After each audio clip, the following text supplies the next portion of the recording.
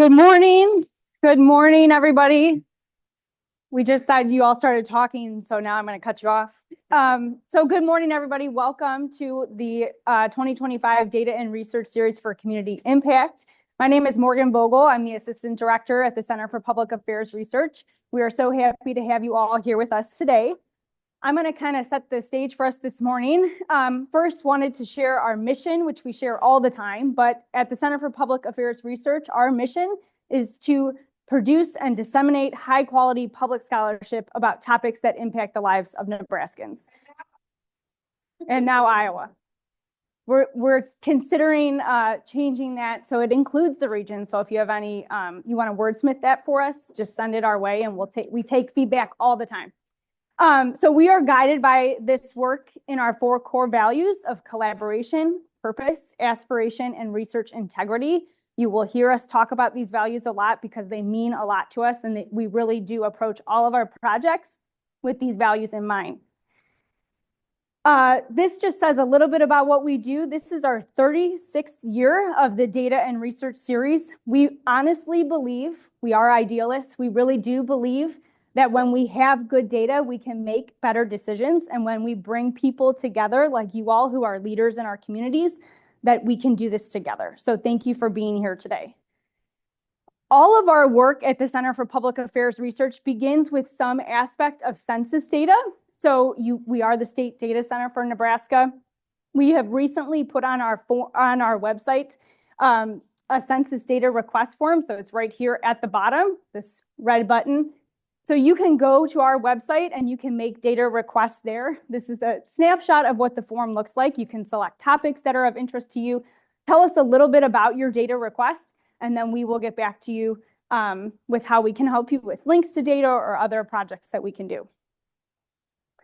So today we are going to get started with CPAR Director, Dr. Josie Schaefer. She has spent some time visualizing different population arcs and changes in Nebraska's 2 largest metros, Omaha and Lincoln. And then we're going to offer a comparison of that to other metro areas in the United States and also how that compares to statewide trends in Nebraska. So that's going to start us off this morning. She's also going to emphasize some of the housing and key workforce indicators that we've been looking at recently to share kind of a holistic view of trends in Nebraska. After that, we'll take a quick break at 10:15, and then we're going to come back and we have 2 panels of experts. So they have been focused on kind of answering a central question: how can we use data to sustain long-term growth in our region? So our first panel is focused on planning and development.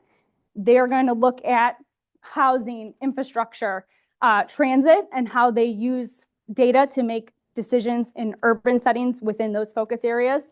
And then our second panel is focused on economic development. So they're looking more at the workforce and business strategies that we use to grow within the region and strengthen economic vitality. So wanted to set you up for providing us with feedback. You should have received a link within all the emails that you've been getting. This will take you to a web page. This QR code will take you to a web page, but that link's also in the emails that you've received from us. All the participant materials will be available on that webpage, as well as the presentation slides from today. And we really welcome your feedback because it helps us decide what we're going to offer next for all this professional development. So please take the time at the end of today to scan the QR code and provide your feedback in our evaluation. And without further ado, I get the pleasure of announcing CPAR Director, Dr. Josie Schaefer. Josie has been with CPAR since 2018. She joined the College of Public Affairs and Community Service then. She has a personal project portfolio that ranges from working one-on-one with community partners to her high-profile work with the State Legislative Planning Committee. And we're so grateful for her leadership. She is our fearless leader, and I could say a lot of things, but I'll just introduce her right now. So Josie, take it away. To look dumb in public, like say things like kind of a toss-up. No.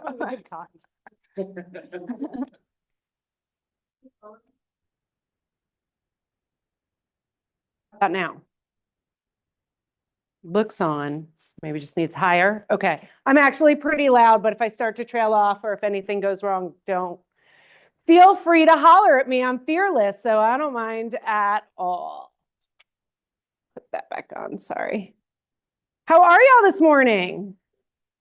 Yeah, you're actually excited about data? Yeah, all right, let's go. From state leaders to national contenders, who thinks we, Omaha and Lincoln, are leaders in the state? We are. I'll go ahead and show that to you real quick. But this question about national contenders, there's a lot of different ways to look at that. And that's what I wanted to explore with you. I have to say, I don't know that we're going to answer the question.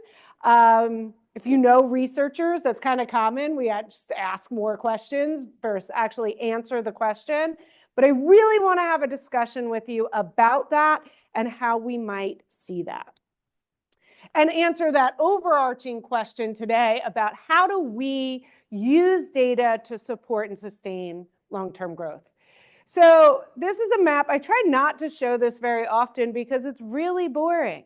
Omaha and Lincoln are way bigger than everybody else on a wide range of metrics. So there's no real easy way to sort of compare Omaha and Lincoln to the rest of the state.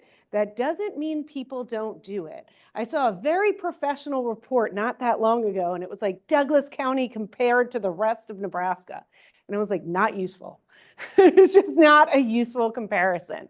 It looks something like this, right? This is business establishments by county. We're not going to talk about this anywhere else today, but it's just one of many examples where I try to make a statewide map and I say these two places are different, and they're different in real ways.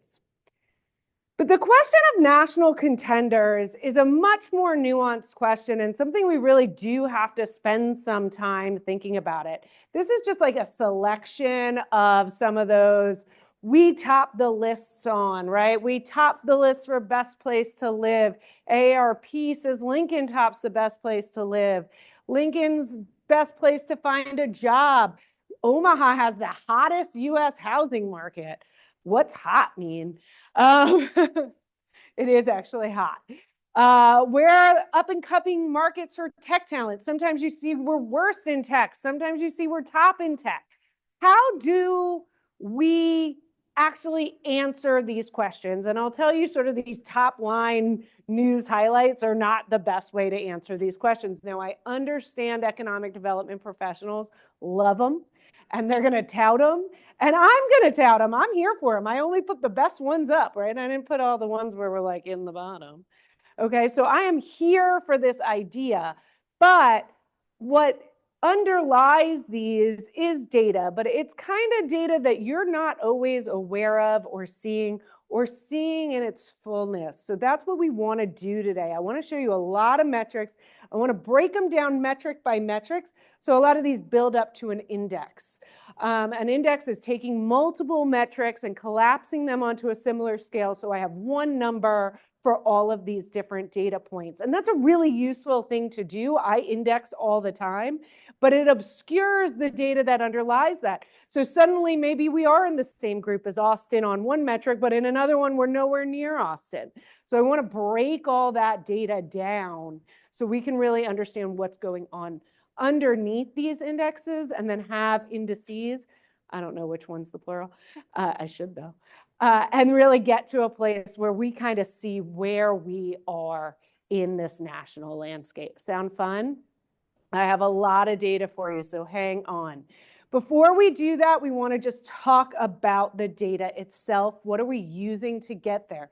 Not all of these indices are using the same data. They're not all using it right. Tell you what, I see some weird things out there. But first of all, I want to define the geography. Metropolitan Statistical Area. Metropolitan Statistical Area, MSA, so that I don't go over that word crazy anymore, is a geographic region that includes at least one urbanized area of 50,000. That's the city of Omaha in the Omaha MSA. That's the city of Lincoln in the Lincoln MSA. Both absolutely top the 50,000 people, but 50,000 really isn't that big. So something to think about there. At least one urban area, but then an MSA is going to include entire adjacent counties. It's not, so like a city can include just part of a county. This is going to include entire adjacent counties that have strong social and economic ties. So every decennial census, that's the 10-year count, official count of the population, they're going to update MSAs based on that core urbanized area of 50,000 plus those adjacent counties. Those adjacent counties and those strong economic or social ties, we're using American Community Survey data to define those ties. The decennial census doesn't have that. So already we're making it hard. We're using lots of different data sources to get there. Okay, in Nebraska, 66% of the population lives in an MSA. Actually, just over 50 live in just the Omaha and Lincoln one that we're talking. So we are a majority MSA living place. That's another reason why we have to talk about these communities differently. They're not the same as the rest of the state. And nationally, 86%, I was actually surprised, live in an MSA. So we live in metropolitan communities. Now, I'll tell you, I do understand sort of the political ramifications of sort of separating Omaha and Lincoln from the state. Way back in the day when I first got here, we did an infographic called Two Nebraskas, and I loved it because it really showed metro Nebraska versus rural Nebraska. They're different, right? People hated that I would ever call something two Nebraskas. We are only one Nebraska, I understand. And I do get the point of we want to work together, so we don't want to define us differently, but you all came to the metro-focused one. So today we're going to talk about metros. We know they're different. Most people live in metros. I actually hate when everyone's like, where do people leave Nebraska from? And I say Iowa, but they actually leave Omaha for Des Moines, right? Like that's what's really going on. So this metro to metro conversation is really a lot more interesting when we get into this idea of how we compare as a state. As a state, it's really hard to compare to other states, but our metros, now we're talking apples to apples, and we can do that. Here are the metropolitan and micropolitan statistical areas in the state. This came from Allison Schaefer. She presented in 2023 from the US Census Bureau. Don't know if she's still there. A lot of things have changed at the Bureau since we started announcing this conversation. If you have questions about how data is changing, Morgan recently attended an update. We are very willing to have those conversations. The basic of what I hear is that the number of staff has gone down significantly.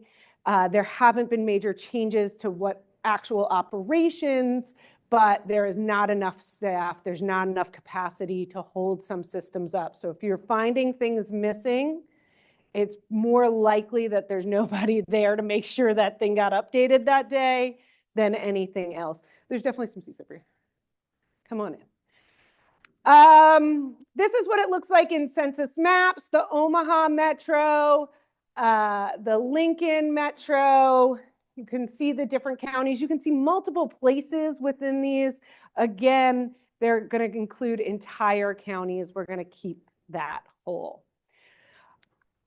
One more topic before we get in. I just want to talk about the different data sources I'm going to use today. I'll try to point out when I'm using different things, but it'll become pretty apparent once you understand these data sources. First one that I'm going to be using to talk about the population is population estimates from the United States Census Bureau. The population estimates, unlike most other things at the Census Bureau, is a statistical program. They take the surveys, they take administrative data, and then they sit in an office and they try to guess, what does all that mean? They do a little more than guess, but it's a statistical process. There's much less data, but they essentially become the official counts of the population. Now, let me be clear, in the state of Nebraska, other than the decennial census, the every 10-year official count, there is no official count. Other states have designated someone or some office to say this is the official count year to year. This is the official population estimate. Sometimes they just use the Census Bureau, but they sort of directly say the US Census Bureau's population estimates is our official count. Some states like Utah, for instance, do their own official count. And it's actually pretty different than the population estimates data. There were some recent methodological changes where we'll see some of that data. The population estimates are getting better, but they're still kind of off from what Utah was producing. So let me be clear, there is no that's the number.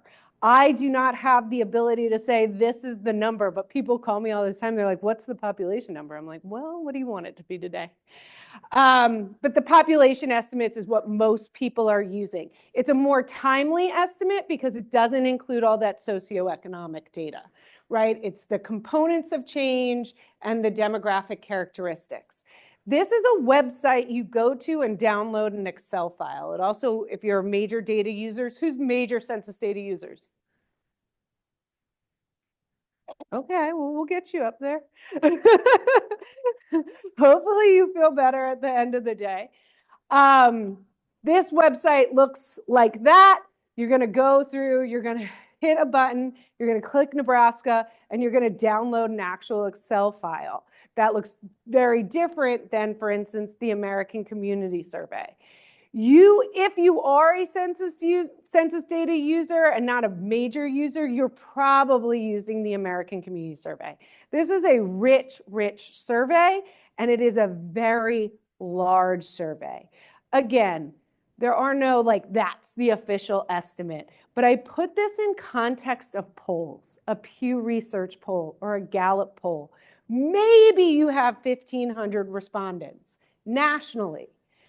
I just looked up Gallup's numbers. I don't want to pick on Gallup because they're here and we love them, right? But I wanted to know the number. Their monthly survey nationally, monthly poll nationally has 500 people in it. It is much, much different than 3.5 million respondents annually. Plus, we have those 5-year estimates where we're pooling data. This is a survey. This takes that word really seriously, and these are really big numbers. This is also a really big survey. It asks a lot of questions, very different than the decennial census that just asks a couple things. We get a lot of data here. I am going to be talking about economics and workforce data using this today mostly. Why don't we use the Bureau of Labor Statistics? I think this is an important question. Excuse me, hold on. It's going to be a long day if that cough sticks. Okay, so the Bureau of Labor Statistics, if you're looking at business data, the official unemployment rate, for instance, is set by the Bureau of Labor Statistics using their data source. Anybody use BLS data? Chamber, right? Chamber uses a lot. What do you use from it? Do you know? What? Got it. What was over here? Anything else? Go for it. Workforce development.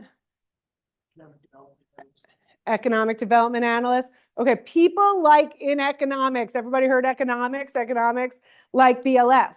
I just said I'm going to use economic data from the American Community Survey. There's probably 100 things I could say about why I would use one over the other and when and how. Here's a couple things I want to say. We are focused on the metros today, and for the metro, thank you. She's not my assistant, but let's not lie. The data quality is very good at the state and metro level. It is lesser so at the rural level. It could be really, really small and not at all significant at the rural level. They don't try to do that, right? They're much more focused on the timeliness of data and sort of the depth of workforce and economic data. Okay, so it really doesn't have the same level of application to rural areas. We have a statewide mission. We often focus on the state. In the 36 years of this, we've never done a metro-focused one. So you know why we don't use it a lot for that reason. They do have these smaller sample sizes. That's why it is less commonly used in rural areas. You're not going to get them.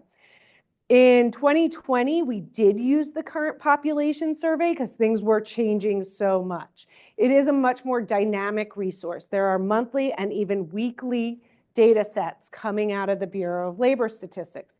That's really exciting. It gives you a lot of things. They're also collecting a lot of administrative data straight from businesses. Our Nebraska Department of Labor does use a lot of data from the Bureau of Labor Statistics. So it's not like folks aren't talking about it. Our economics department, they presented it last year. They used BLS data. So there are folks using BLS data out there. Here's what I say to folks who are not regular users about it. Because they're combining surveys and seasonal fluctuations, right? Not the same number of people are going to have a job in December as in November, as definitely not as in July. This is a much more dynamic market than some things, right? And so because of the seasonal fluctuations, the pooling of surveys, there's a lot of updating. So you will see a number in some of those data sets, and then you'll see a revised number and then another revised number. And which one do you use when and why?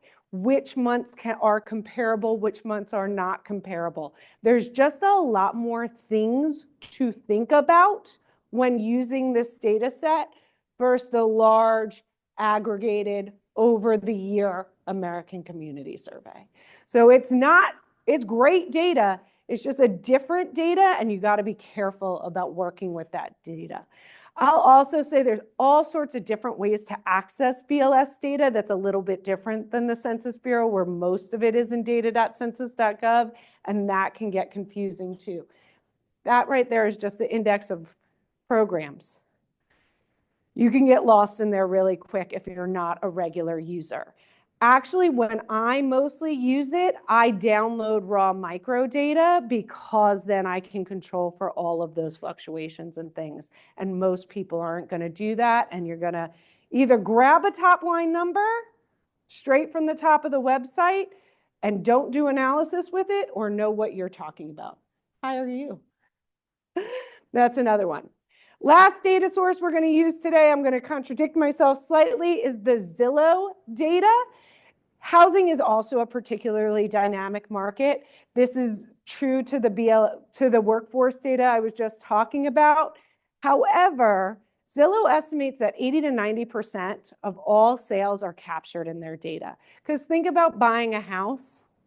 It's on the MLS most of the time, but even if it's not on the MLS, there are lots of documents that go into that signing process, and they're capturing a lot of that data.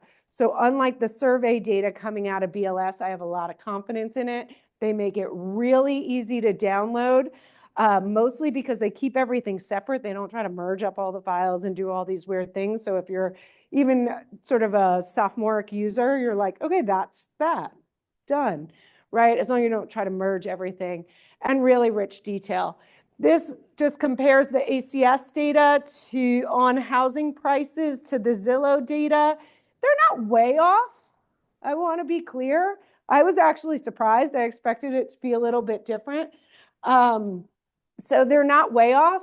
But when you kind of get into it and you compare month to month and things like that. So in July, I'm going to show you a lot of July sales data, much higher.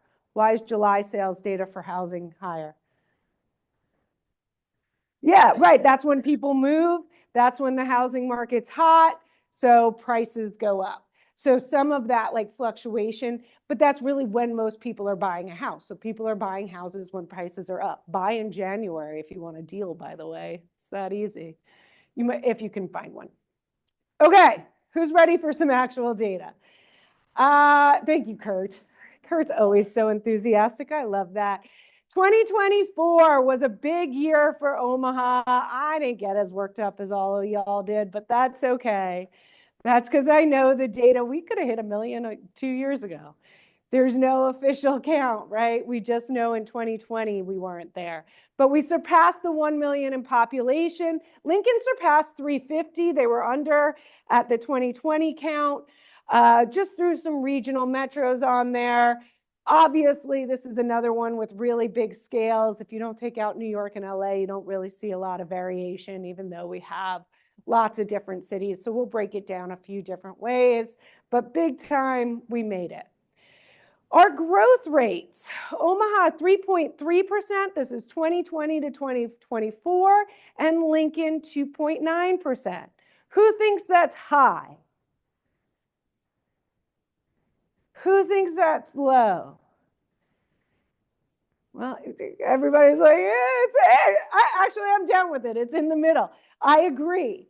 I hear people really fight about this number, though. What is high? What is low? Is this good? Is this bad? The only way to tell is to compare it to other areas. We throw it up there. I would say it's average to average plus in the Midwest.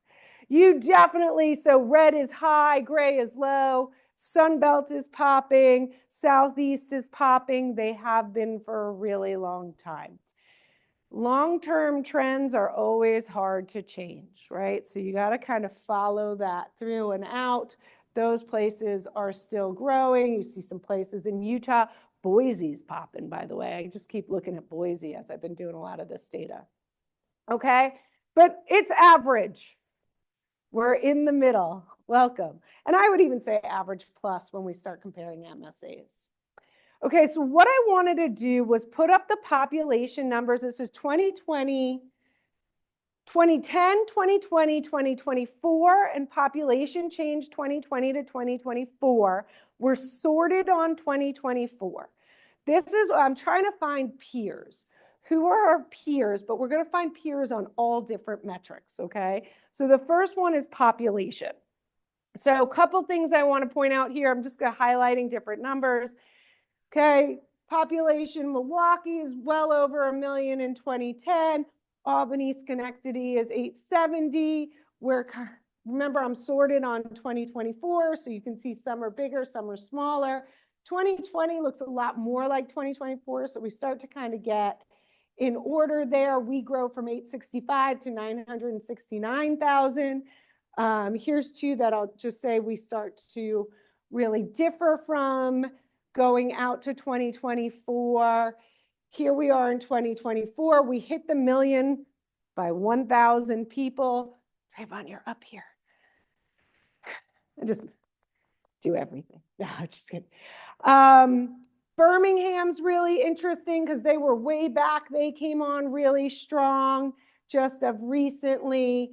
There's our 3% population growth. Among our population peers, so I compared to the Midwest in the last map, among our population peers, truly we are really average. We certainly have some standouts. That's in Florida. That's always going to be a problem. That was Connecticut. We were pretty close to it, but they are population negative.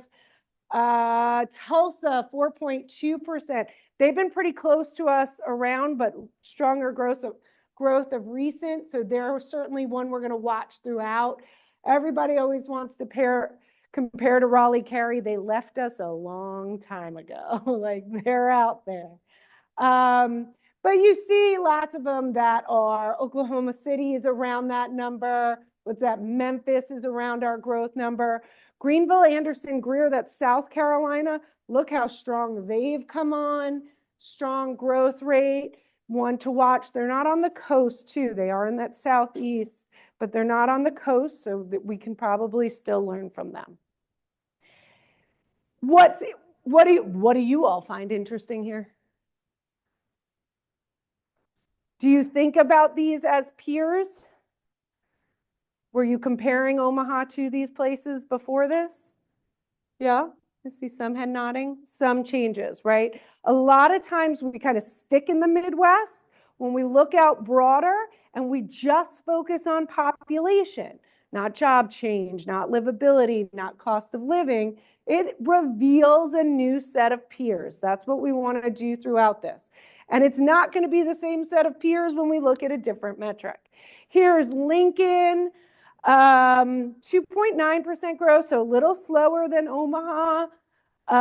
Same thing though, if you look at those growth rates, you have ones that are really going. Greeley's a suburb of Denver. Of course, they're going off. Sioux Falls, popping. what's going on in Sioux Falls? Something to watch for sure, but you see some negatives in there for sure.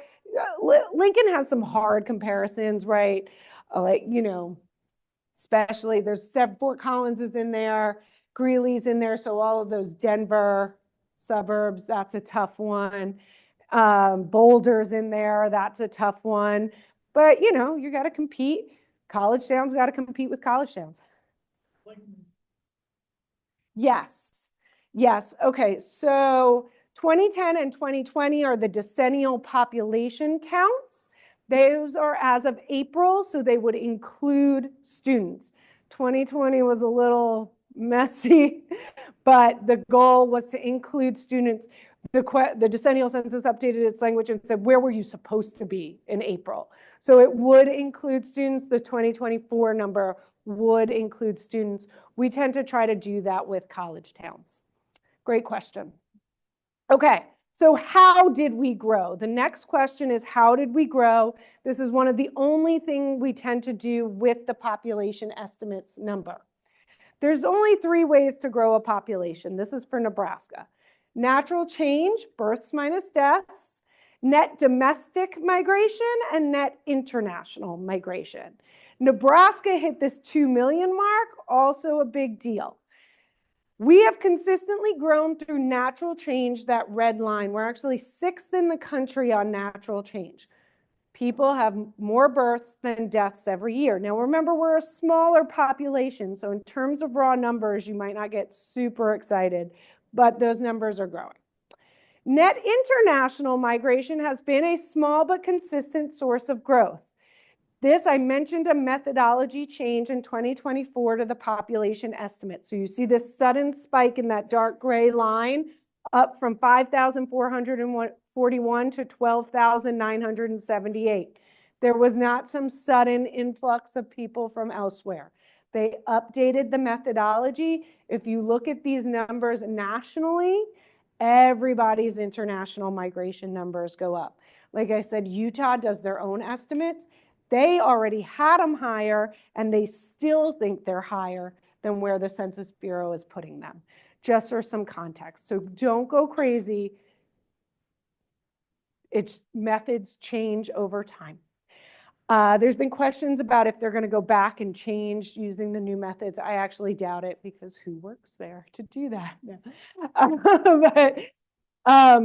I don't know, and that's a BLS thing to go back and revise much more than a Census Bureau thing.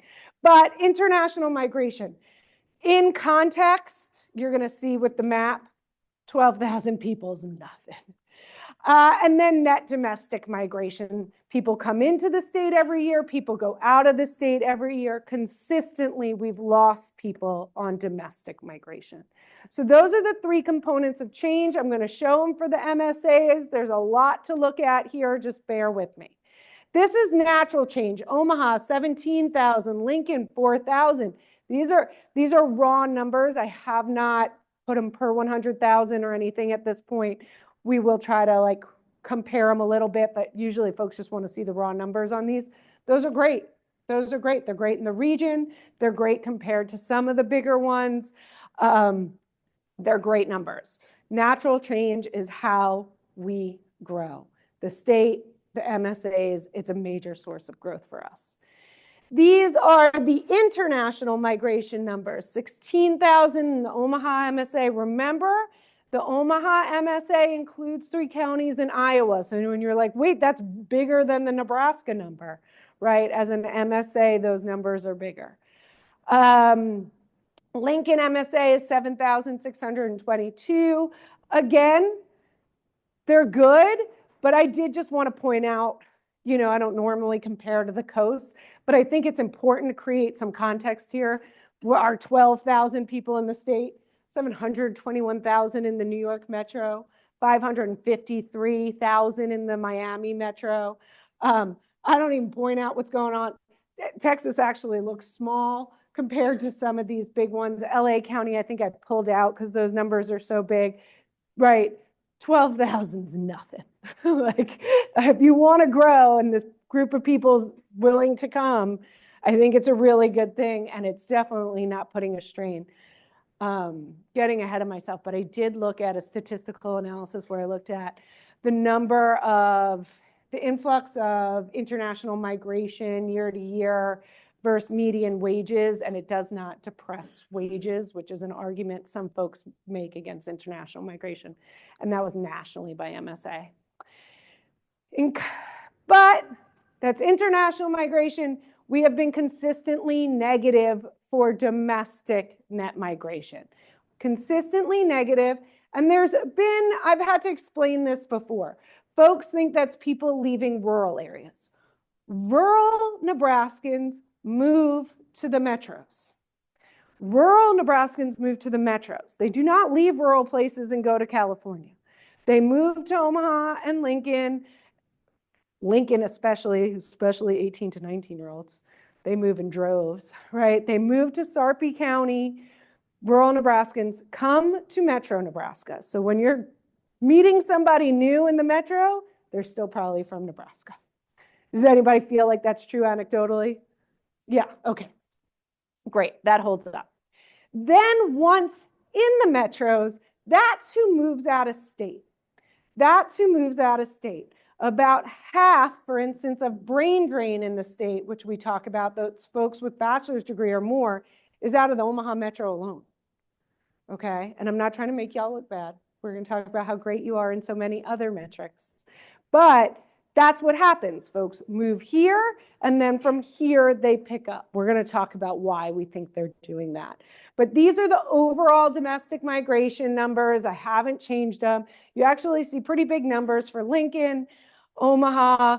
But I wanted to just point out, look at those regional ones. Kansas City picking up, Des Moines, big pickups. Tulsa, big pickups. Boise, like I said, they are popping. And then just pointed out, also same thing, I don't normally compare to these coasts, but I just wanted you to see the bigness of some of the numbers out there in domestic migration, okay? So when we're like, why don't they move to Nebraska? I can tell you where they went though, right? So in the region, we knew it was gonna be negative, but actually, we kind of think, oh, they're all going to the Southeast or they're all going to the Sun Belt. There are some regional geographic peers, not population peers. I'll show that next. But regional geographic peers that are gaining. So we can't just blame the sun. We can't blame weather. We can't blame mountains. If they will move to Sioux Falls, Sioux Falls doesn't have very high domestic outmigration, but if they will move to Tulsa, they will, and Kansas City and Des Moines, they will move to us.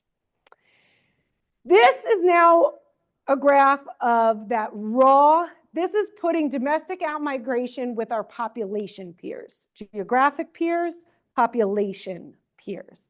And really interesting, we're kind of in the middle on this one at our negative 723. There are a lot of population peers losing more population, several population peers gaining more population from domestic outmigration.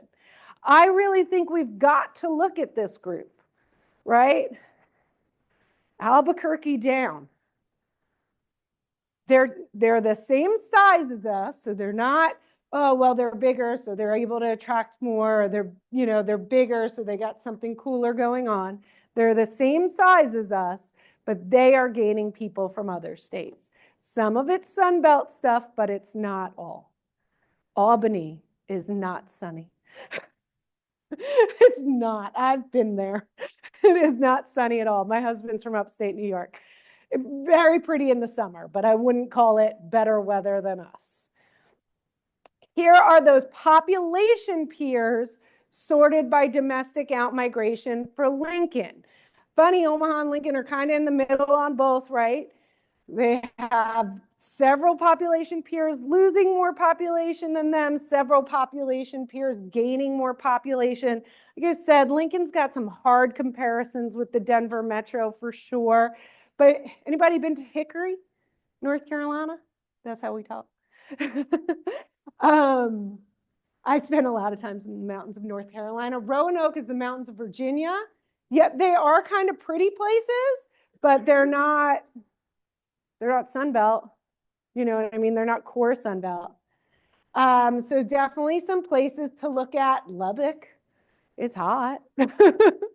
Definitely some places to look at in terms of how to attract migration. You're not into it or you're into it? Not into Lubbock. Good to know. Good to know. Things to learn here for sure.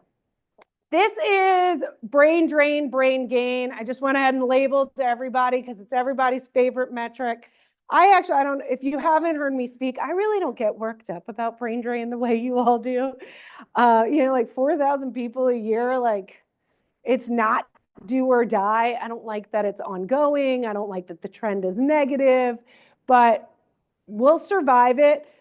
The Omaha Metro can survive losing 1,288 people last year. Like it's not a big deal. There's 400,000 people with bachelor's degrees working right now in this state. Like we're okay. Anybody in here have a bachelor's degree? Anybody in here work? We're surviving. It's like we forgot all of y'all. We're just worried about them. Do you have a question?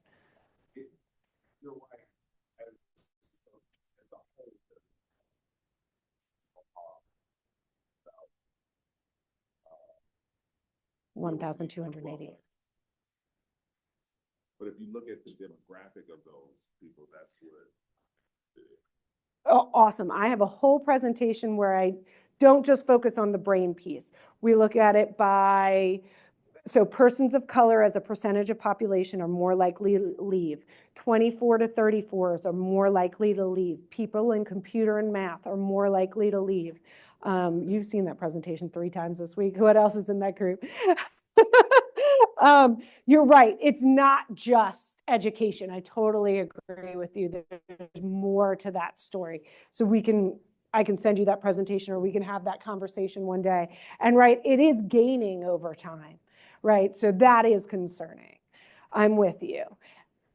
And also, right, there's lots of places that have brain gain. I think we're starting to accept brain drain. Like, that's just what we have to deal with. It isn't, right? There are places, even places in the Midwest, that are brain gaining. So we'll look at that in more detail. So here I did it I say me. Everybody look in the back corner. That's Ignacio Ruelas Avila. He is a PhD candidate in the School of Public Administration. And he used to be the smiliest guy in the world. And now he's just like, if I have to look at another file, I'll kill you. So he put a lot of this data together. Everybody give it up for Nacho.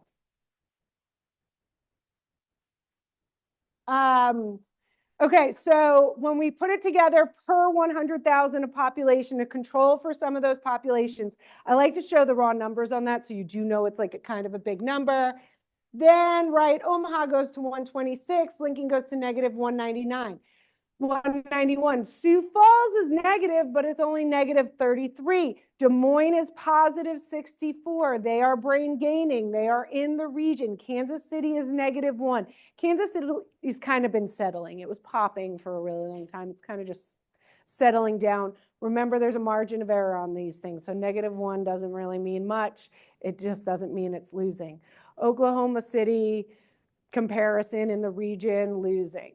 Look, Grand Rapids. I'm really interested in what's going on in Grand Rapids. Remember, they weren't a population peer in 2010. They are a population peer in 2024. They are brain gaining. Raleigh's brain gaining. Austin's brain gaining. Salt Lake is brain gaining. Boise, as a per 100,000 of that population, is brain gaining. Okay, so you can brain gain.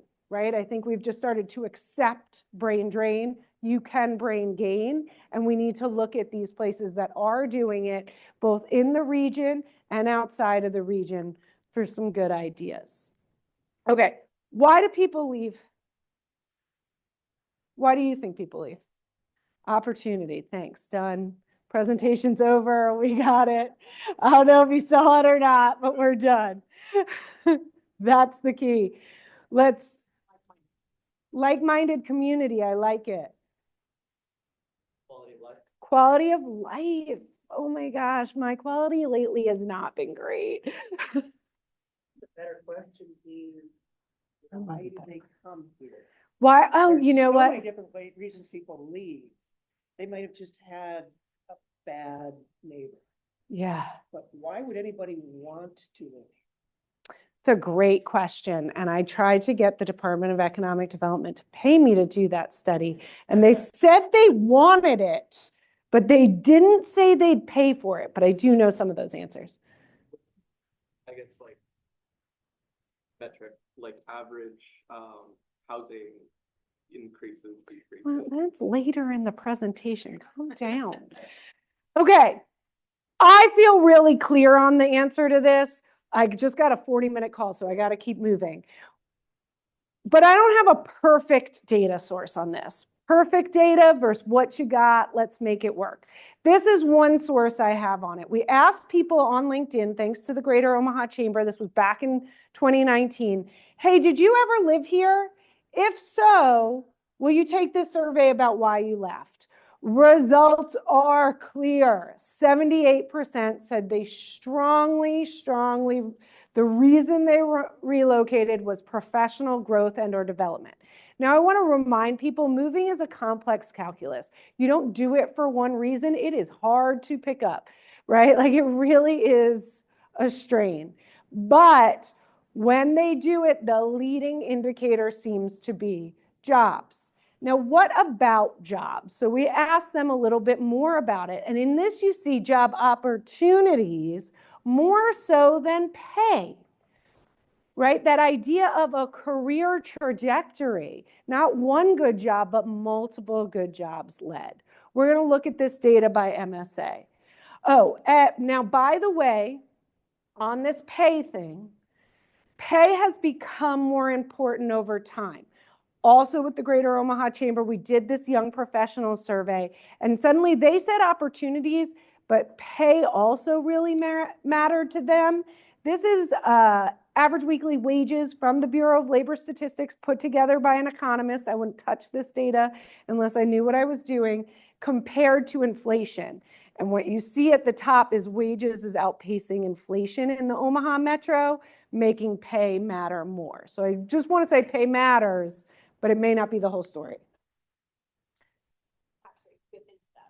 Okay. I have to present this data in front of the governor all the time, and it's like, he's not here, so let's talk. No.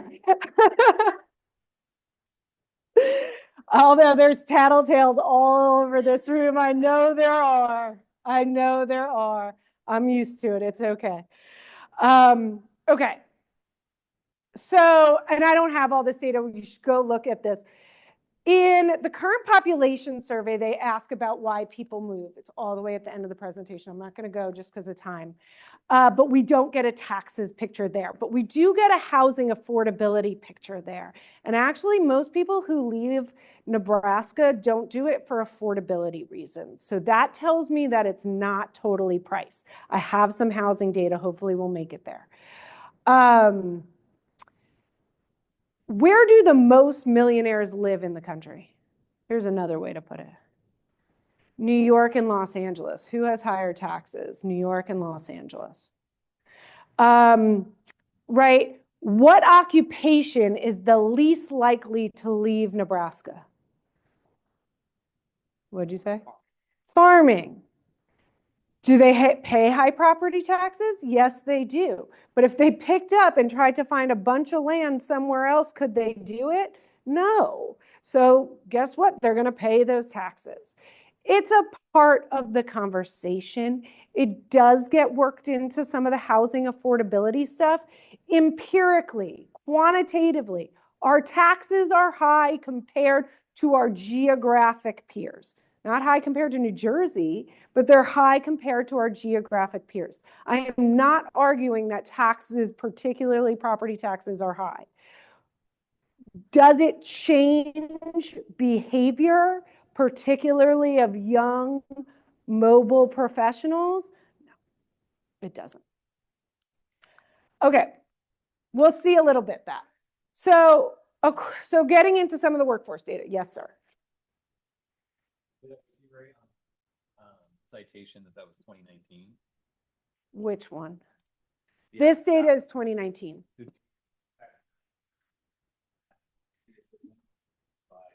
Work from home, hybrid. Okay. No, we just had a discussion about redoing it and we decided we don't need to redo it, and we can get into that too. Guess what's not high? I actually had Nacho pulled the work from home data. We don't do a lot of work from home here, so it's really not driving things, at least in this metro. Boulder topping the list on work from home. Sorry, I am full of useless facts. If you let me talk, I will say so many random things. I'm going to try to make a couple more points. We are extremely hardworking state. If you've ever seen me present on a range of metrics, we always top it. The MSAs are no different. I think that's funny. Everyone's like, oh, Nebraskans work hard, but in that metro, they don't. If we're 65% of the population, yeah, we are driving that workforce rate by a lot. But also here, you can just see that the scale is really small. Labor force participation is high everywhere. Unemployment is fairly low everywhere, right? We're talking about really small scales, like 6% to 2.9%, right? So like, yes, it's great that we're hardworking, but it's not something we're really national contenders on. We're high, but you know, a couple percentage points is not really changing the behavior, and you can see that there, right? Sioux Falls is higher, Des Moines is higher, Tulsa's lower, but it's not way off. Grand Rapids lower, but it's not way off. And then what's interesting about this, I didn't go ton into this because this isn't the main point. I'm going to make the main point in a minute. This is a negative relationship. As labor force participation rate goes up, you are more likely to have, as labor force participation rate goes up, you are more likely to have brain drain than brain gain. You guys are surprised. You guys are surprised, right? Weren't we just saying job opportunities, people move for job growth and professional development? So then we would expect where there's lots of people working, that's where people move. But it's not just any job. It's not just any job. It's a good job. And I'm going to get into what it is a good job in this area in a lot of detail. But here I just do the change in management jobs as a proxy for a good job before we get to some of the detail. And there you see a positive relationship. As the percentage of people in management in that workforce goes up, we brain gain. Greenville, Austin, Raleigh, Knoxville, Fort Collins, Des Moines, Salt Lake, Omaha and Lincoln. Fewer people in management and brain drain. Now, these are correlations. I have not done a full statistical analysis. Nobody's paying me for that. So we are going to make it work with some correlational analysis today. Okay, so let's explain it. If you've ever seen me present, you know I like to show these maps. These dots are occupations, things people do in the Omaha MSA. They work in office, they work in food prep. We have a couple people working in farming, personal care, healthcare support. And then on my vertical axis, I have the median wages in those jobs. So people make very little in food prep, no surprise, and people make a lot in computer and math. I have circled those professional high-wage jobs. These are those jobs everywhere, okay? This is the group we're going to use for high-wage jobs. It is consistently true across metros. I'm going to show it for Lincoln, but I just want to point these out. Notice life, physical, and social science is kind of there on the cusp. I am including it in high-wage job. It's a great job. It is the job that has grown the most nationally since 2018. Someone had to come up with a COVID vaccine, right? Well, research never killed anybody. Maybe. That's an interesting thing to say, actually. No, maybe I shouldn't say that, but okay. Y'all all gonna go tattletale, aren't you? I know it. All right. We get better over time. This is where learning is important. Anyway, these are our high wage jobs. 34% of the Omaha MSA is in these jobs. Our total civilian workforce, 522,000, again, showing that really strong workforce participation. We have a nice middle class too. We have a nice group around that red line. That's the median for all occupations. So I also don't want to ignore that group of people when we're thinking about economic development strategies. They're important. Lincoln has a little bit smaller group in that high wage job. You'll also see it's all over the place. Protective service is higher than life, physical, and social science on median wages. There's also more of them, where there's fewer of them, but they're higher in wages. Legal instead of computer math is at the top. This is all much more of a function of being the state capital as compared to Omaha, right? Some differences in the market, but I'm still going to define high wage jobs similarly across all MSAs. But really interesting mix of what people do. Also has a strong middle class in Lincoln, but it's a little more dispersed around that line. You see that? So there's, yeah, more spread means there's not like a, oh, wow, there's a good group of them making them right there at the median. You also notice the median is lower. So their median's like at 41,000, and our Omaha MSA's median is much tighter, much smaller labor force at 184,000. I was somewhere recently and they were like, don't you think Lincoln's competing with Omaha? And I was like, no. I don't. I think Lincoln's doing a lot of really cool things. I think Lincoln is getting a startup ecosystem going in kind of a really interesting way, but it's just not big enough to compete, to be in competition with Omaha yet. Go ahead and tell everybody that too. Go ahead. I started the war. So this is the share of the workforce in high wage occupations in Omaha and Lincoln. Again, this is not very dispersed. The numbers are pretty tight. Most people's workforces look pretty similar. Now, remember, a lot of MSAs are a lot bigger than us. So in terms of number of people, right, they have a lot more people working in some of these high wage occupations. I'm calling this high wage density. But we do okay on that metric. Some of our big time peers like a Boulder, Austin, Raleigh, they're doing a lot. They're pretty high compared to us. But in the geographic peers, we're about the same. Nothing really interesting there. This is a dashboard we put together for the Nebraska Tech Collaborative. This is just looking at peers based on the size of the tech workforce. So computer and math, essentially, in that occupation list. It's a little bit more. These are the top metros for percent of workforce in tech. Here's Omaha, Council Bluffs. Here's our peers. So just another way to look at us, right? That looks very different than our geographic peers, looks very different than our population peers, looks different than our domestic migration or brain drain peers.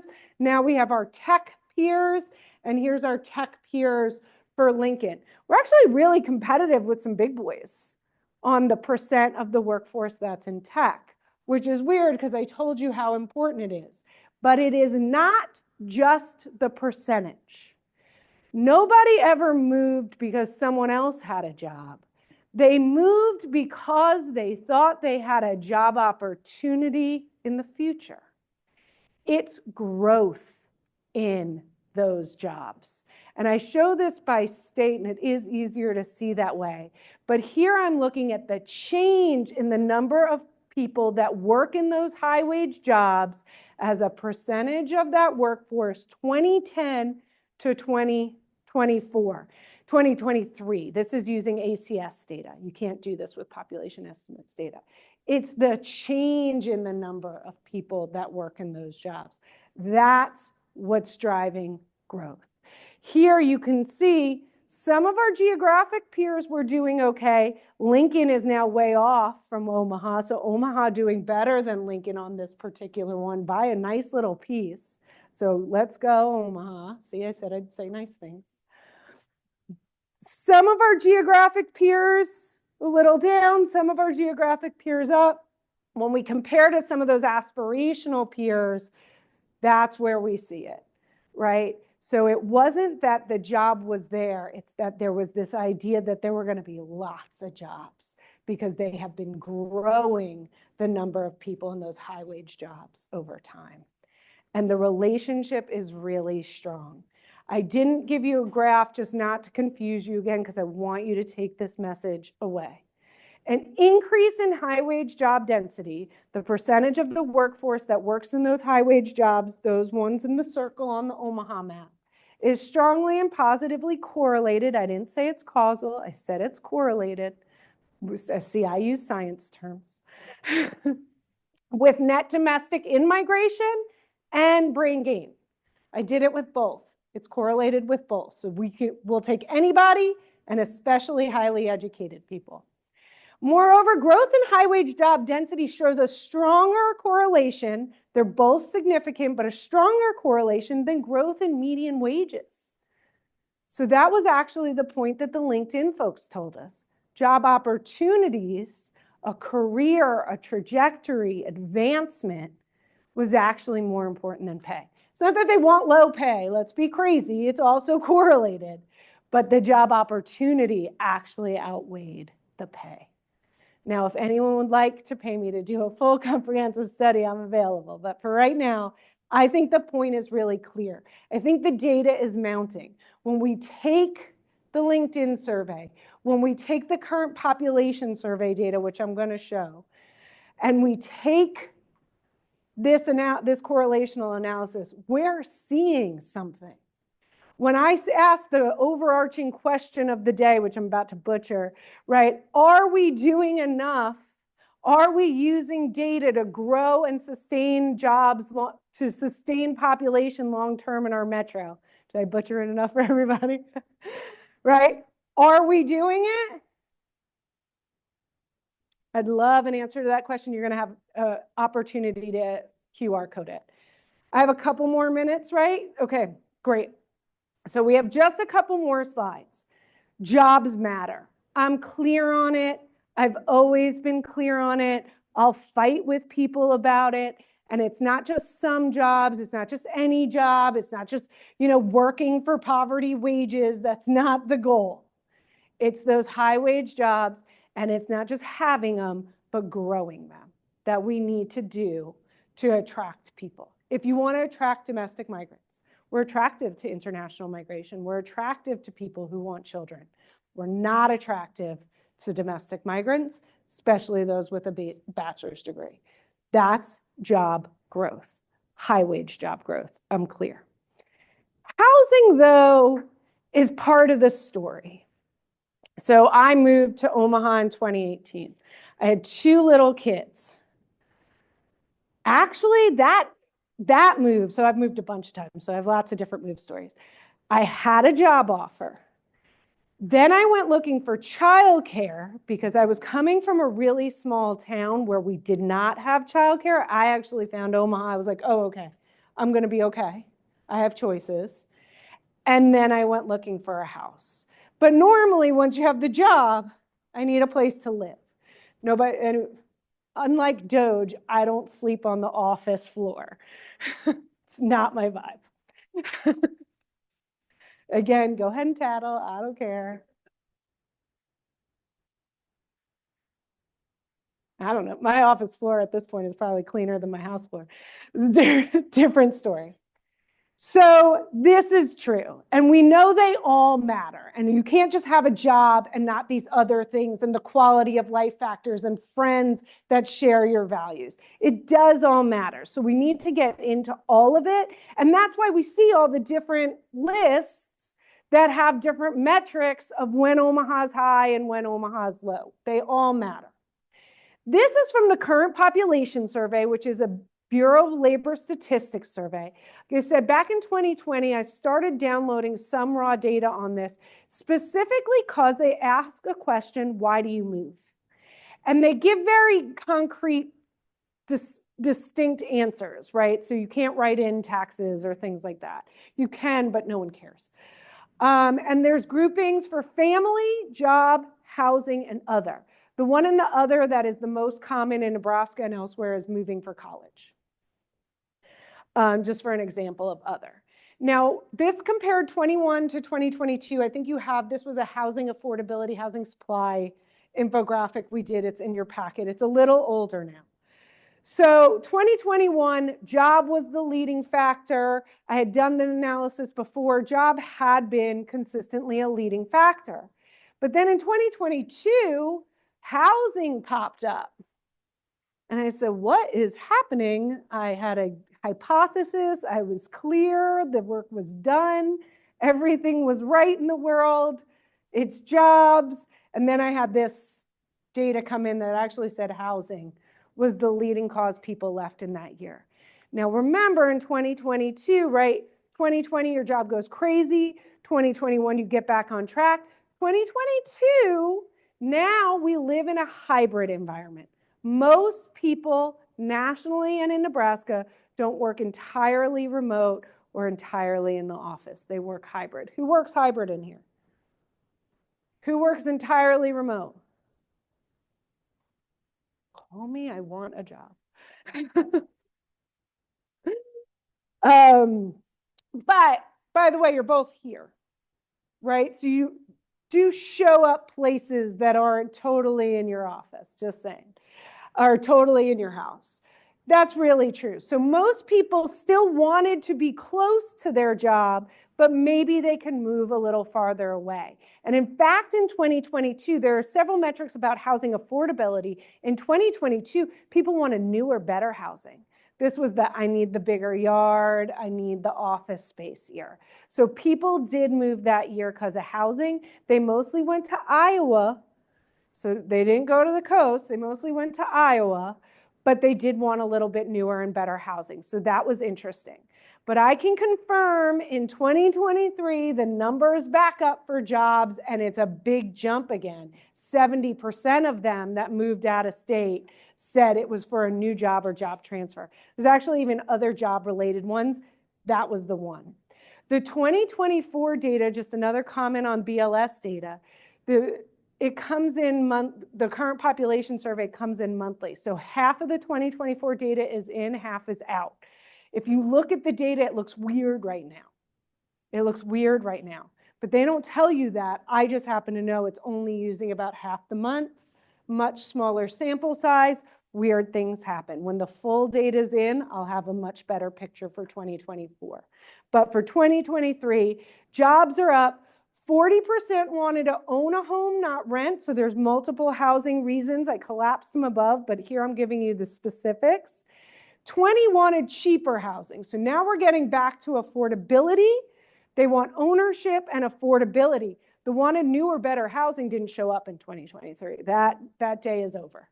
Right? We all moved into our big house. Now we either want to own a home or find something a little bit more affordable. So things are changing, but jobs moved up again. So I focused on jobs to this point. I'm going to talk a little bit about housing. It doesn't not matter, but if you want people to move here, I'd look at jobs. The housing market's hot. This is, remember I was going to use Zillow data for this. This is the Zillow Housing Market Heat Index. It reflects the balance of for sale supply to buyer demand. A higher value indicates high demand, low supply. You'll notice the scale here is really small. It goes up to 154. Buffalo is really hot right now. That is totally right. Like everybody left Buffalo. Now houses are super cheap and people are like, Buffalo. It's on a lake. Real cold. Some lake effect snow. It's a situation. But people will move for cheaper housing. It does tell you something, right? In the region, some of our peers, I didn't label many because the thing's red. The housing market's hot everywhere. We can say it's hot here. We would not be wrong, but the housing market's hot everywhere. So basic economics class, probably butcher it most of the time, but when you have a really high demand and really low supply, what do we expect to happen? You said it before, it's going to get more expensive. Given the strength of the national housing market, I'm going to expect prices to be high everywhere. And they are. And in this metric, we look great, right? When you just look at the number, we look great, regional and all over the place, right? So Omaha, 350,000, Lincoln, 325,000. Now, if you go back to the first slide where I showed the Zillow numbers for the average for the year, averaging obscures important things, right? Averaging obscures important things. These are the July hottest time market numbers, right? So I went for the hot numbers. This is what most people are actually paying versus averaged over the year. So they do look a little different. It's why I like Zillow data, 350, 328. Kansas City actually looks like a pretty decent market. Des Moines looks like a decent market. Tulsa's still low. Grand Rapids is a little high. Through in Cedar Rapids and Davenport, Iowa, like I said, when people leave, they do tend to go to Iowa. Those are cheaper. Those are cheaper, and that's their July hot market. Go out to those coasts, those numbers are crazy. So you're gonna see us on lists of having a great housing market or affordable housing market. 350 compared to 960 is a deal, right? Right? Yes. But when we look at price change over time, this is where, right, just like with the change in jobs over time, we might feel it here, like we might not think it's very affordable, and people might look at us and go, wait, Omaha what? It's gone up that much? Do I want to pay that? So Omaha really standing out over Lincoln here. So good job to Kurt keeping those prices, leveling it out. But Omaha's percent change at 28.9 is above a lot of geographic peers and is competitive with a lot of the high domestic in-migration areas. Okay, so those prices have gone up. They've gone up fast. This is just 2018 to 2024, top of market to low of market. I wouldn't trust that negative 100%. Zillow doesn't do a great job matching up. Remember, metros change over time. You got to be careful that they match up. But for these ones that I'm showing, I feel really good about. Tulsa's is really hot, right? So those places that are attracting people, prices are going up. Maybe we're not pricing people out of the market yet, but this is when we start to think about those like cost of living balances, right? We're not Davenport, Iowa, cheap. So why are we moving to the Midwest if we're not getting those really, really low prices and they might be going up really fast? So when we try to bring friends, it's going to be even higher the next month. Okay, I have seconds for some Q&A, and I have seconds to introduce the sort of grounding question that will lead and guide our panels that I want you all to have a chance to start answering as well. We are going to take a 15-minute break. So any questions now? Go for it.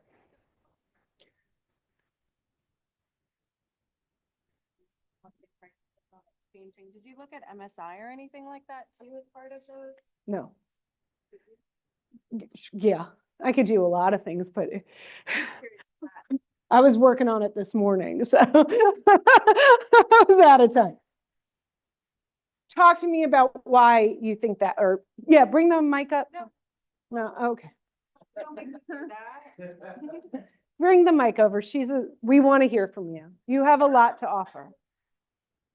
You have a lot to offer. You have a lot to offer. So my question was around whether or not they also looked at month's supply of inventory, which is a measure that looks at how much housing is coming on for the housing that's ultimately being purchased. Kurt could probably explain this a lot better than I can.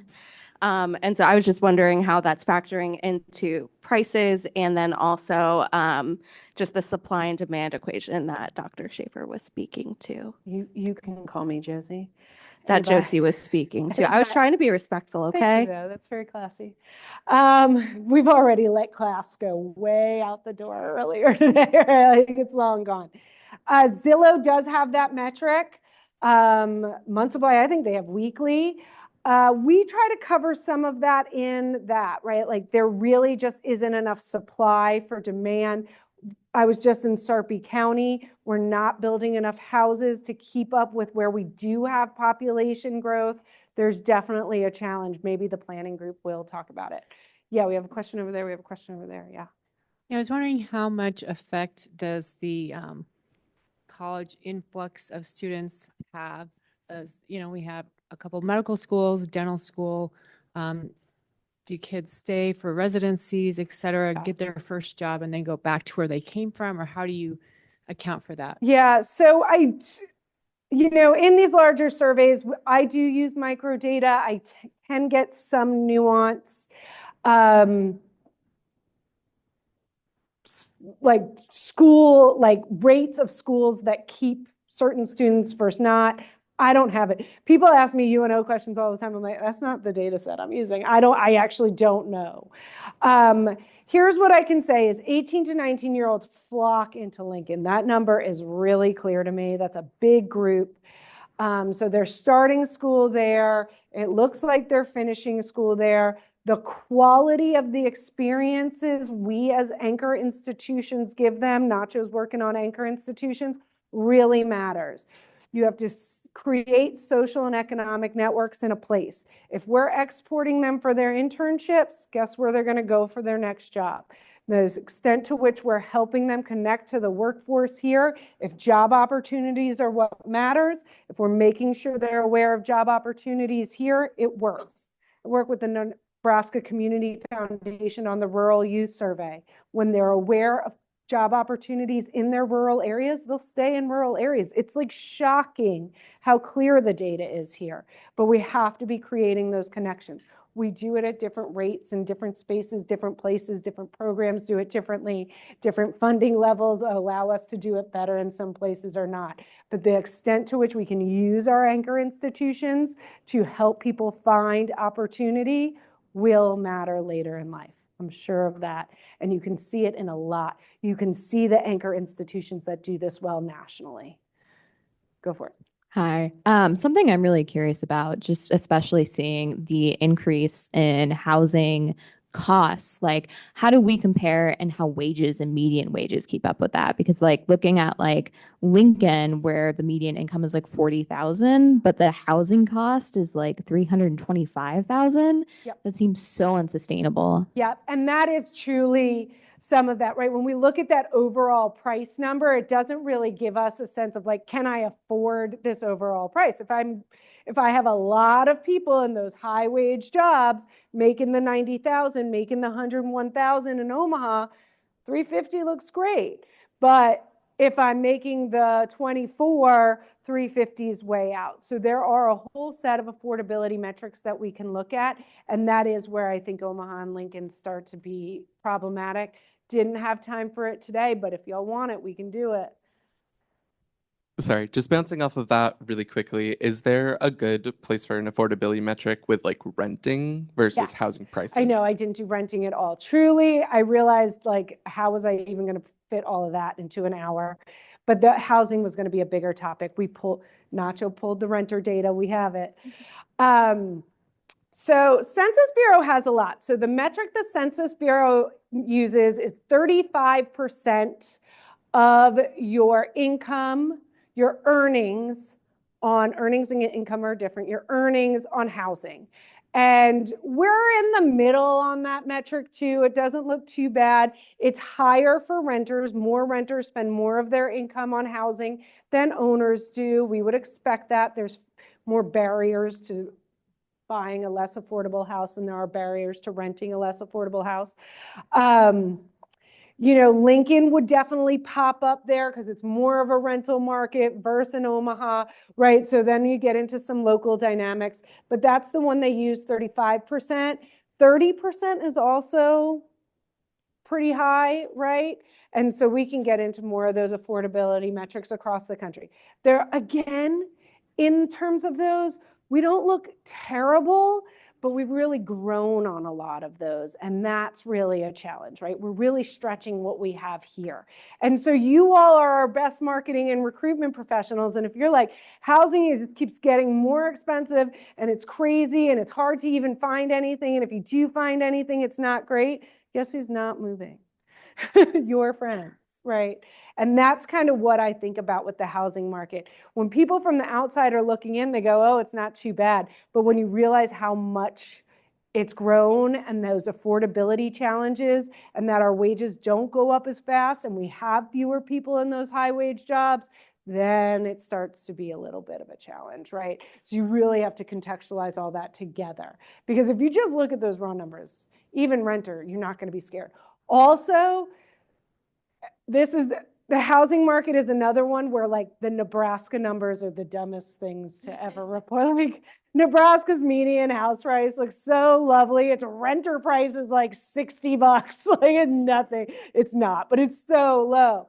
But think about how different those markets in. So I think that's actually probably a good place to close, how important it is to really focus in on our MSAs, the very different dynamics that are driving our MSAs. And I appreciate having this conversation with you. We're going to pop up this question. Supposedly you can take this survey multiple times. You might have to clean your cache or something. I don't know. But at this point, if you want to ask it, if you want to answer it, go ahead and answer it for yourself, what you think. Then we're going to have our panels, and they're going to talk about this theme a little bit from their perspective, and you may have a new answer. I may have made everything seem bad. Maybe they're going to make everything seem good. I don't know. But this will be a question. Let's take a good 15-minute break. I'm around if you have other questions. Thank you so much for your attention this morning. Hey, everybody. Welcome back. We're already behind. It's my fault. Okay. I am pleased to introduce panels. We are going to move through these panels great. Pretty much every year, the panels are the best part, and we save the least amount of time, so I want to get them on as fast as we can. First panel is on planning development. They're each going to have like 8 to 10 minutes to sort of present what they think, what they're thinking about on this theme. How are we using data to support and sustain long-term population growth and vitality? And then we will have some time for Q&A, and then we'll bring up the economic development panel. First up is Mike Helgerson, the Executive Director of the Metropolitan Area Planning Agency. Thanks, Okay. Mike. All right. Well, thank you, Josie. And thanks everybody for being here today. Excited to share some things with you. So for those of you who aren't familiar, MAPA, the Metropolitan Area Planning Agency, we are a regional organization. We're a council of governments. We are kind of an interlocal relationship between those 6 counties you see up there on the map, 4 in Nebraska, 2 in Iowa. And as a result of that kind of organization existing, we do a lot of planning at the regional level. We do a lot of service to communities. We're kind of an extension of local government. So we do grant writing, grant administration, planning, project development, and really are just kind of that problem solver alongside many of our stakeholders in the public sector and nonprofit sector throughout the region.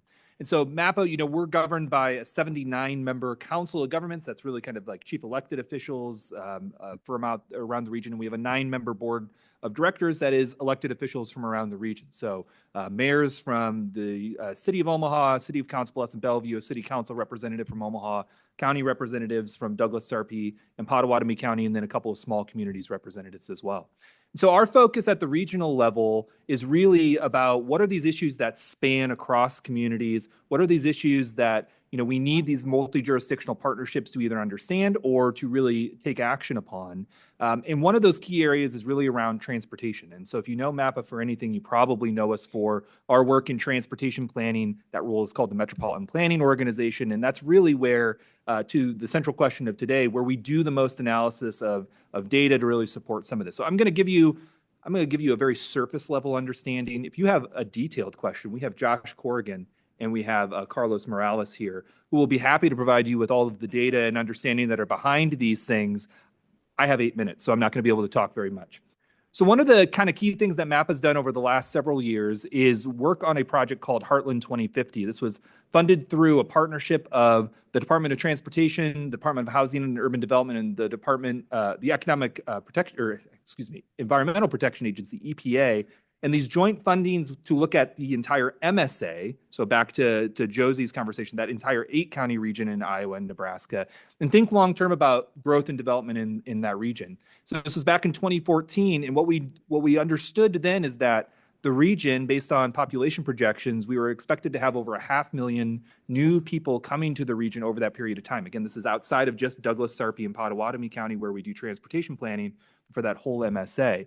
But with that, if we grew the exact same way that we had grown for the previous 40 years, kind of that 2010 to 2050, looking back 40 years, that we would be adding an entire new Omaha in developed area. So that population density, that growth pattern that we had in kind of the latter half of the 20th century into the 21st century had really consumed a lot more land than what we had seen in the past. And that this pattern of development was going to drive up the costs of providing infrastructure and really impact our ability to provide that high quality of life that people talk about either finding here or keeps them here.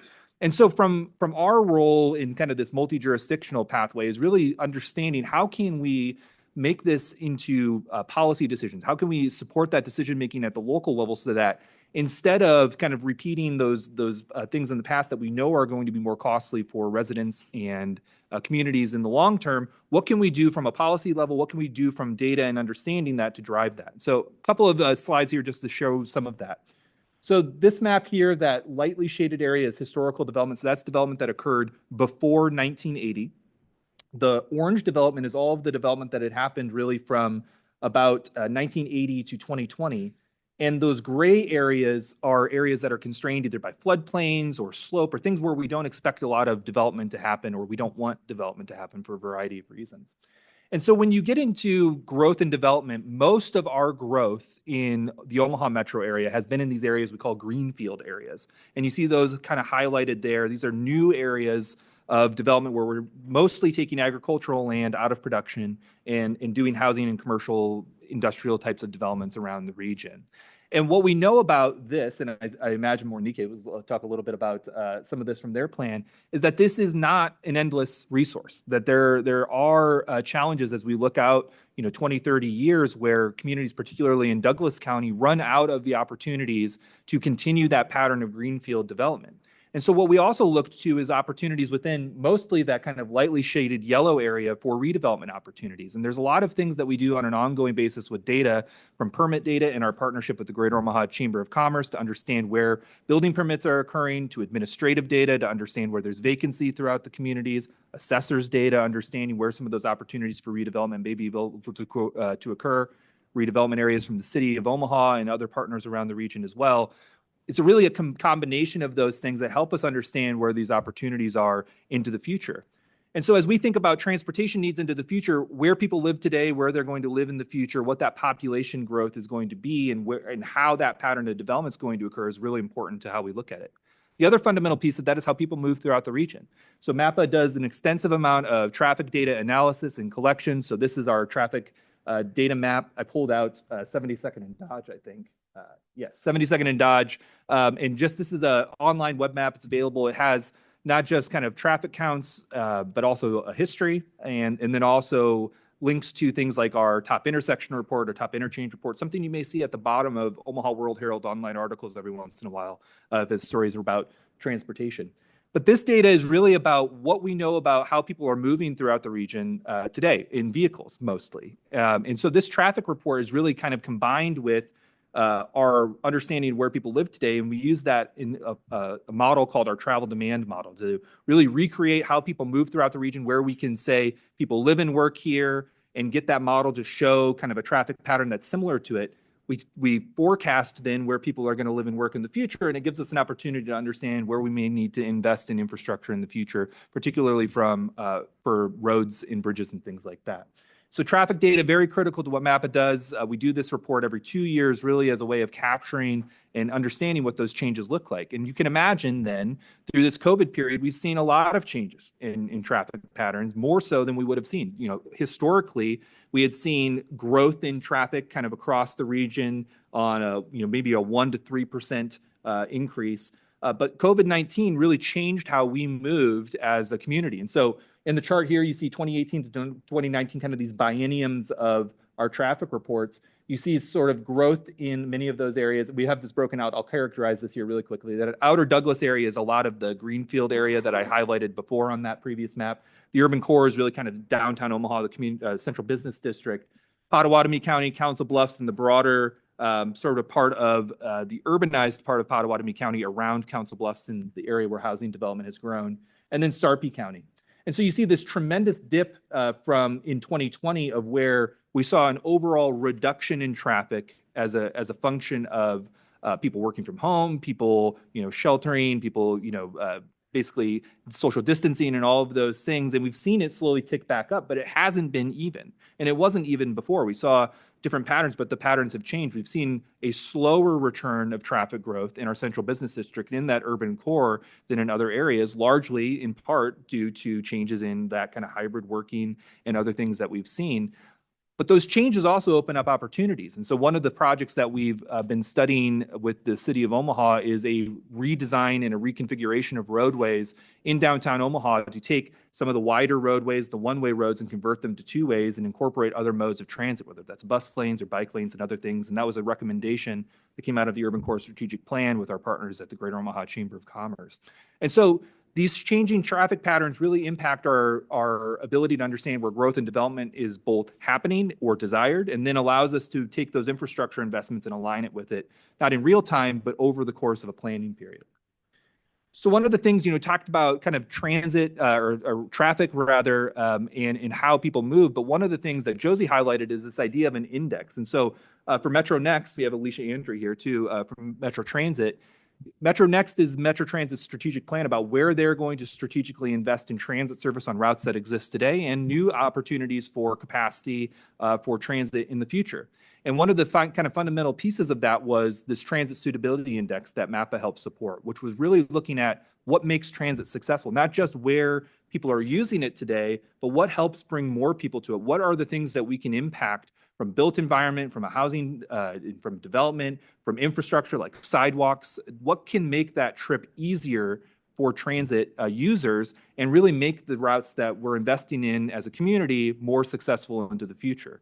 And so this transit suitability index really combines a lot of these factors that we understand to have an impact on transit and allows us again then to really look at policies that support that. And one of those policies is transit-oriented development. And so the city of Omaha has a transit-oriented development policy along the Dodge corridor. As future transit routes are planned in the community, they're looking at applying those same kind of criteria through it. But what it allowed us to do then was take and look around those orbit stations, which is this map on the right-hand side, and look at the sidewalk gaps that were existing in those areas. So where we were making this investment in infrastructure, this $35 million project in high-capacity transit corridor, where is the built environment? Where are there gaps in our infrastructure for the primary users of that service? And so this combined with the city's guidance and ability to shape development on that corridor as those opportunities come up, allow us to make not just significant progress in supporting the people using it today, but bringing more people to use this service into the future. And so this data here, you see where it's red, it's really a story of the urban form of the region and the community. But where we have sort of the more traditional development back to that kind of that pale yellow shaded area, the historical development, we see fewer sidewalk gaps, more of a gridded street pattern, fewer sidewalks that sort of end in different places. We get out to the more suburban growth and we see a lot more sidewalk gaps in places that we would expect it. And so as we think about the opportunities for people to use these services, there's multi-jurisdictional partners. You have the city of Omaha, you have other jurisdictions and Metro Transit that have to coordinate to make those priorities a reality. And so transit, I think, is interesting. We talk a lot about transit just because it's an organizing principle for how we think about growth and development in our community. When we look for redevelopment opportunities, how people move around in those communities is tremendously important. In transit, as we look to some of those peer and aspirational communities that Dr. Schaefer highlighted, transit has been an organizing principle that has been a key tool in the tool belts of those communities to provide different lifestyles than we currently have in the Omaha Metro today. We do a great job of supporting families. We have great schools. We have great opportunities for people to live here, but we don't have some of those more urban experiences that are attractive to some of those younger professionals. And so as we look for those opportunities, where can transit be successful? That's back to that index. Where can we change those things? That index allows us to measure it. But what we know about transit today is that it's already making an impact on our local economy. MAPA did an econometric study called the Transit Return on Investment Study that looked at the role transit plays in supporting the economy today, the different levels of industry and different workforces. We did some stakeholder analysis of major businesses that know that transportation is such a key part and barrier to their workforce and causes a lot of attrition. And we can capture that in the data too, as with 21% of transit commuters saying they would not be able to get to work without transit. And as we look at the changing patterns of where people live and work, where those job opportunities are, that's a widening gap. That's a widening spatial gap. Those trips are longer and more difficult for people to handle. And so this kind of return on investment is really saying transit on its own has a 2-to-1 benefit. So we know that it supports the economy. We know it helps people get to the things that matter most to them, whether those are job opportunities or other things that allow them to be productive members of society. But if we coordinate that with land use, if we get the land use right and we really support that growth and development, we can have this up to 9-to-1 benefit on those investments. And that's benefits that aren't just kind of received by the people themselves, but it's by businesses having access to more of a workforce. It's about communities having infrastructure that's easier and more fiscally responsible to maintain, and really leveraging the infrastructure that's already been invested in as our community. And so these stories about workforce, these stories about growth and development, these stories about infrastructure really go hand in hand with a lot of what you're going to hear from Alec on the strategic plan for the chamber and how these pieces fit together as a region, particularly from the public sector. Mike, Yes, we're there. I'm there. So I'm going to leave this here. I'm going to hand this over. Already hit this point, so we're good. Okay, great. Thank you. Now we have Morenica with this. She's a city planner with the city of Omaha on long-range planning, and I'll just lurk. Thank you so much for being here. So I work for the long range division. So every data I'll be making reference to will be based on the work we are doing currently. And one of the works we do in the long range division is the comprehensive plan.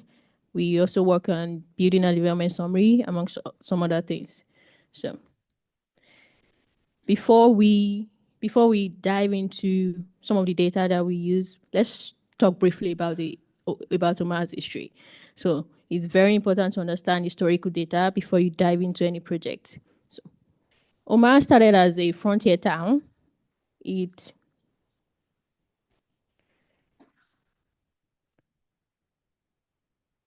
Okay, I'm right into it. Omaha started as a frontier town, and by 1900, it grew southward a little bit, but mostly northward. And by then, it was around 100,000 residents. By 1920, Omaha annexed Florence, Benson, and South Omaha. And by the 1970s, we will notice that Omaha is growing westward, and the growth is distributed, and it's an outward distribution. By the 1990s, we can see more growth, and finally by 2020, this is what we have. Now, this map right here shows that if Omaha continues to grow the way we've been growing, the distributed, the outward, the westward expansion, Omaha is going to run out of land in the next 30 years. The red line, that is the ridge line, and that is the limit Omaha can grow. If we want to go beyond that, that is pretty expensive. I don't think there's funds for such development. So the question now is, what are we going to do as a city to still attract people to the city, curb development, promote growth?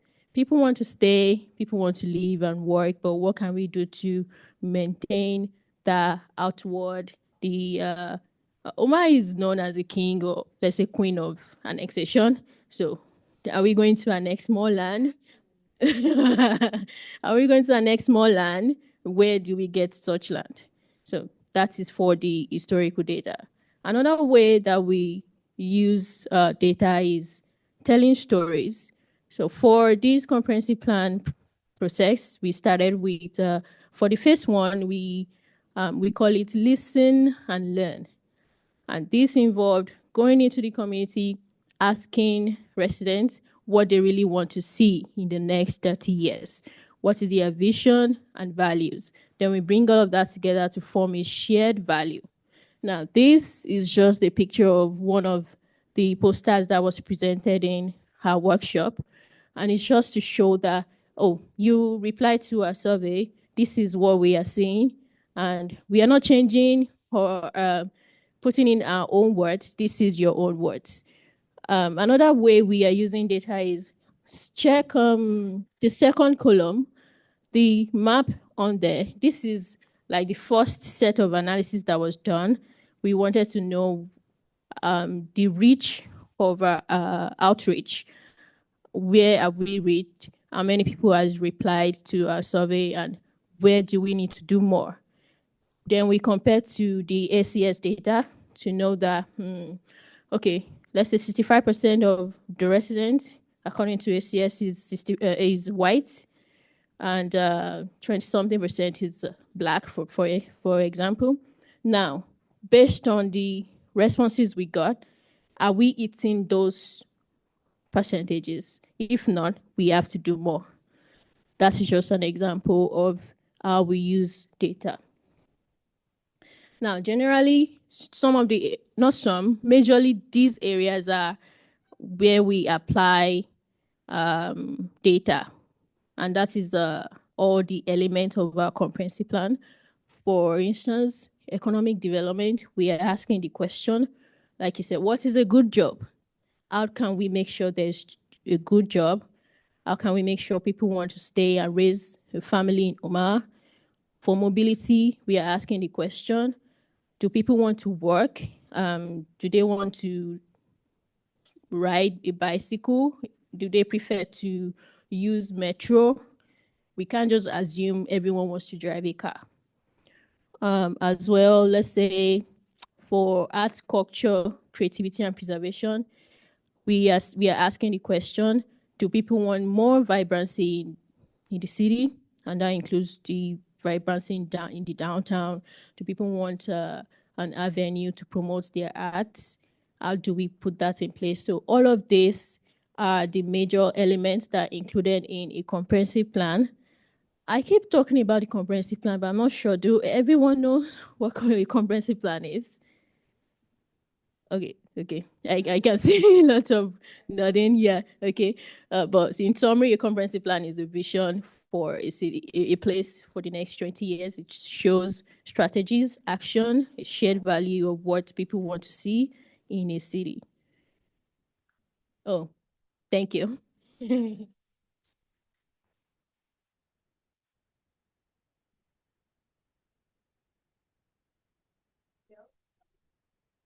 Yeah, we've already in-house, we've completed the whole process, but we are waiting for the go-ahead to publish it. Okay, I want them.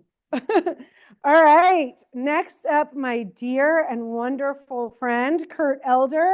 He is a senior planner with the City of Lincoln Urban Development. If you see GIS work coming out of CPAR, it's not really CPAR, Kurt. So thank you, Kurt. Thanks for being here. Yeah, no problem. Hey, so just want to say it's great to be amongst peers, and I see so many friends. This presentation is going to be influenced by my friend Dave Landis in many different ways. One, he likes to click through slides.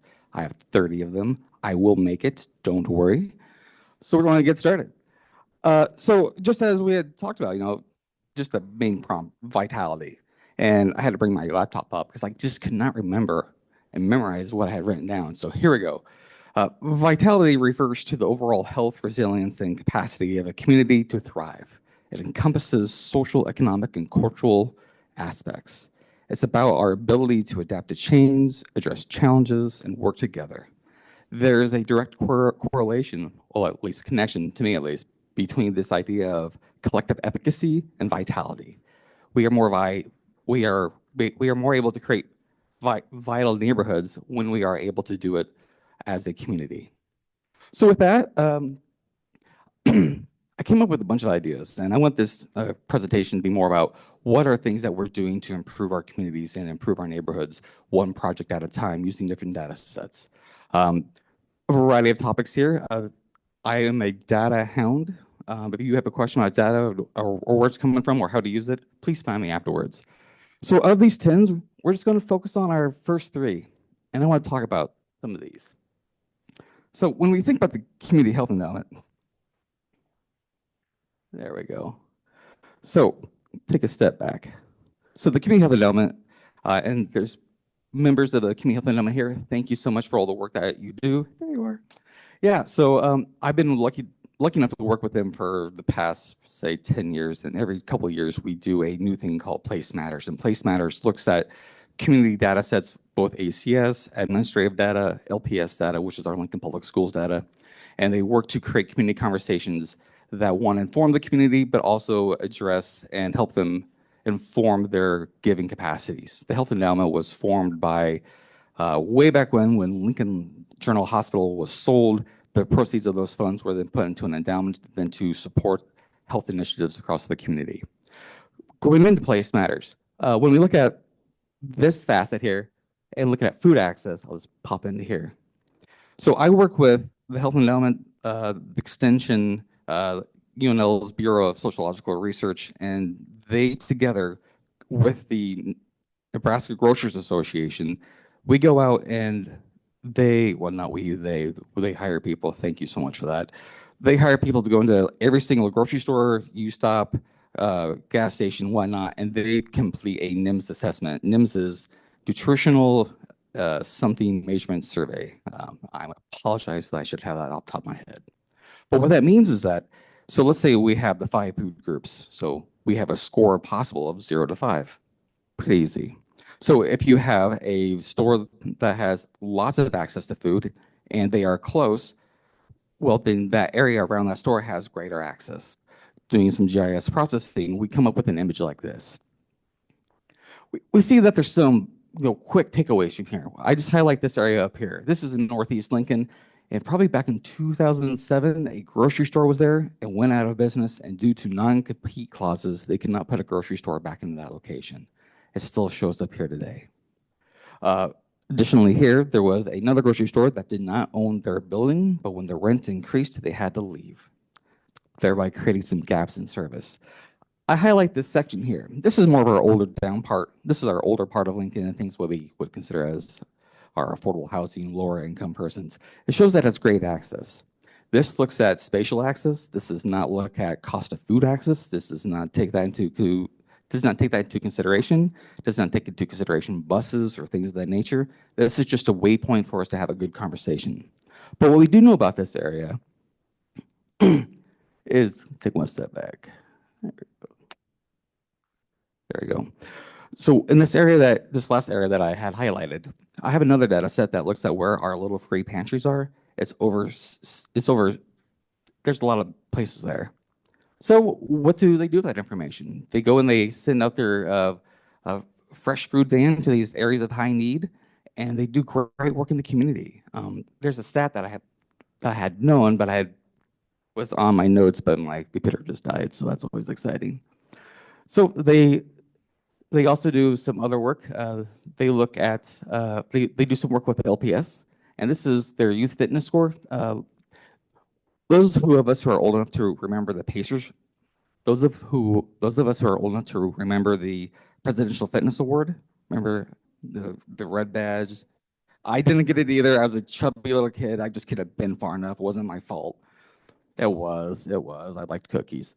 But this looks at where those kids are passing in Lincoln pre-COVID. They then did it again after COVID. And we see where they were failing. I had no work in this, but I just want to show off the work that they are doing because they are a community asset and a gem, and I love them for this. But with this, elected leaders in Sandra Washington, who was just reelected, she notes that this is one of her areas of interest. So other ways that we use data, rent-wise and eviction prevention. Some people might ask, what is rent-wise? Rent-wise is a tenant-based education. Who here has heard of rent-wise before? We have some friends, great. So it's a 6-module course.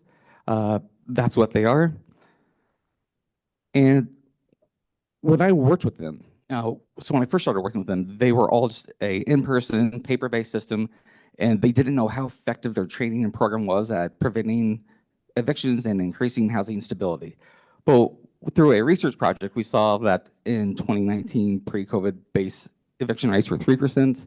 But if you had a housing choice voucher and no education, the eviction rate in the community was 2.8%. If you had a voucher and education, you had less than 1% chance. But if you just had an educational loan and not a voucher, your eviction rate was 1%. That's amazing. Vouchers are expensive. Education is cheap. Let's do more education. So to that, so we went and fundraised about $150,000, created an online system. It's free. If you go to training.rentwise.org, you and your community can then access this. It's really simple. On the backside, we have ways to look at information. And because of my friends that know me, I want ways to verify that someone's taken a test or at least pass an education. So if a landlord wants to look up this person, I put my email address in there. Now you know how to get a hold of me. There we go. You can just put your email in and say, yep, this person has passed, not passed. And it's a great way to help select better tenants for landlords. Because I'm a map guy in Omaha, it's your pink dots are agencies that have taken this training. So they are a train-the-trainer method. Those orange dots are persons in Omaha that have taken that training. We know at small geographic levels who's taking a test, why they taking the test, and the outcomes from pre and post tests about housing stability. In Omaha and Lincoln, it's a bit more dense. This is a statewide effort through the Nebraska Housing Developers Association. And yeah, here we go. There's also a housing provider education piece of that as well. Josie, how much time do I have left? Yeah, well, we're pretty close. Then lastly, LES. During, I think 22, I worked with LES to then acquire parcel level information about energy use because we wanted to know what were the facets that best predicted energy use across the community. And if we knew that, could we create programs to either decrease energy use or have better understanding? So yeah. So what that comes out to be is, so the end product for us was just a fun dashboard. And I just put this into my neighborhood. And do I have a, what did I just do? Someone help me. There it goes, okay. I'll see for a little pointer here. There it is. So this is my house. There it is, right there. Well, that's why I took the street names off.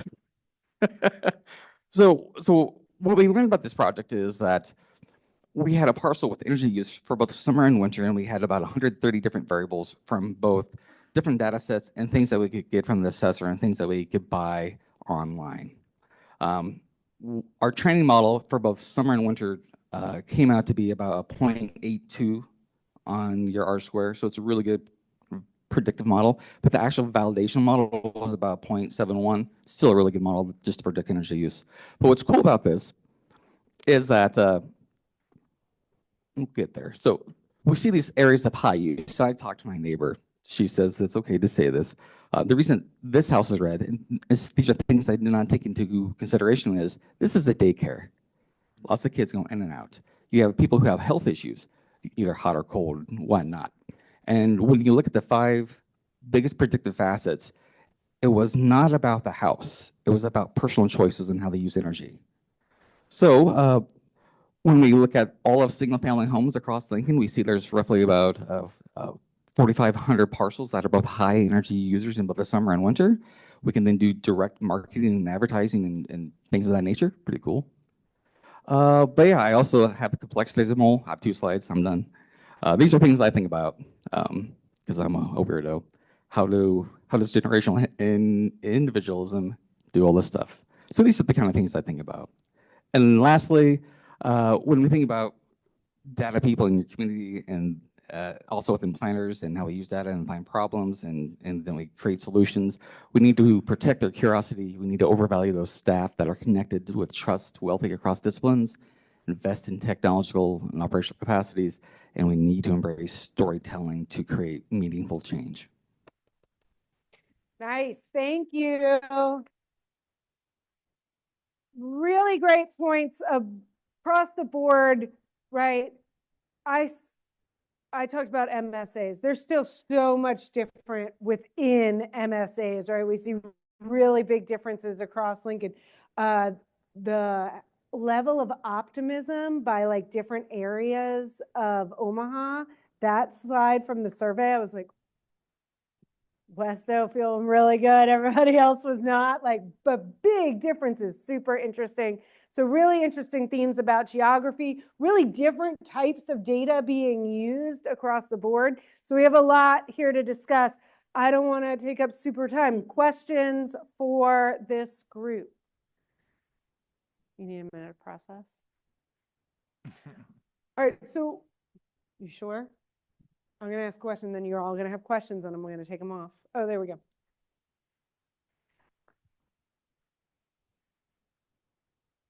I have a question about city planning. So I understand like spatially, we're about to like run out of space and places to go, which affects like our housing, population, all that stuff. But if we were to revitalize or reinvest in the areas that are laying dormant, especially those along the river or in North and South Omaha, would that help accommodate some of that population growth and spatial limitation that we're experiencing? Sure, it would, and that is one of the reasons we are starting the comprehensive plan. The last one was done 1997, and that was so long ago.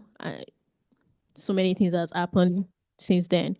So if we do what you just suggested right now, we are also working with MAPA on something similar. Land use, we want to know the current land use, what we can accommodate, and what the future or something like that. So there's work going on right now, but I can't really say much about that because it's an ongoing project. Actually, I have a question for transit too. So Orbit is really great in running the east to west. Is there consideration for making one that runs north to south, especially along some of those main corridors like 72nd, 24th, 90th? Yeah. So I will offer what is in Metro Next strategic plan. So Metro Next is kind of the policy document. You can talk to Alicia and Andrew if you're interested in more. But Metro Next has, oh, it is on.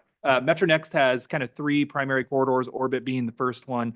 The 24th Street corridor has kind of the next one, really from Metro Community College in the north to Metro Community College in the south. And then on the north part, it might be on 24th or 30th Street. They're currently evaluating all of that. And then 72nd Street would be kind of the third main north to south, or the third main corridor, and an additional north to south corridor. But Metro Next also doesn't just look at kind of those new high capacity corridors, but also looking at increasing the frequency on existing routes. And some of those are kind of those north to south connections throughout the region. But yes, those kind of three main corridors are the ones that have been looked at most closely, just because that's where ridership exists today and where that built environment really supports a lot of that.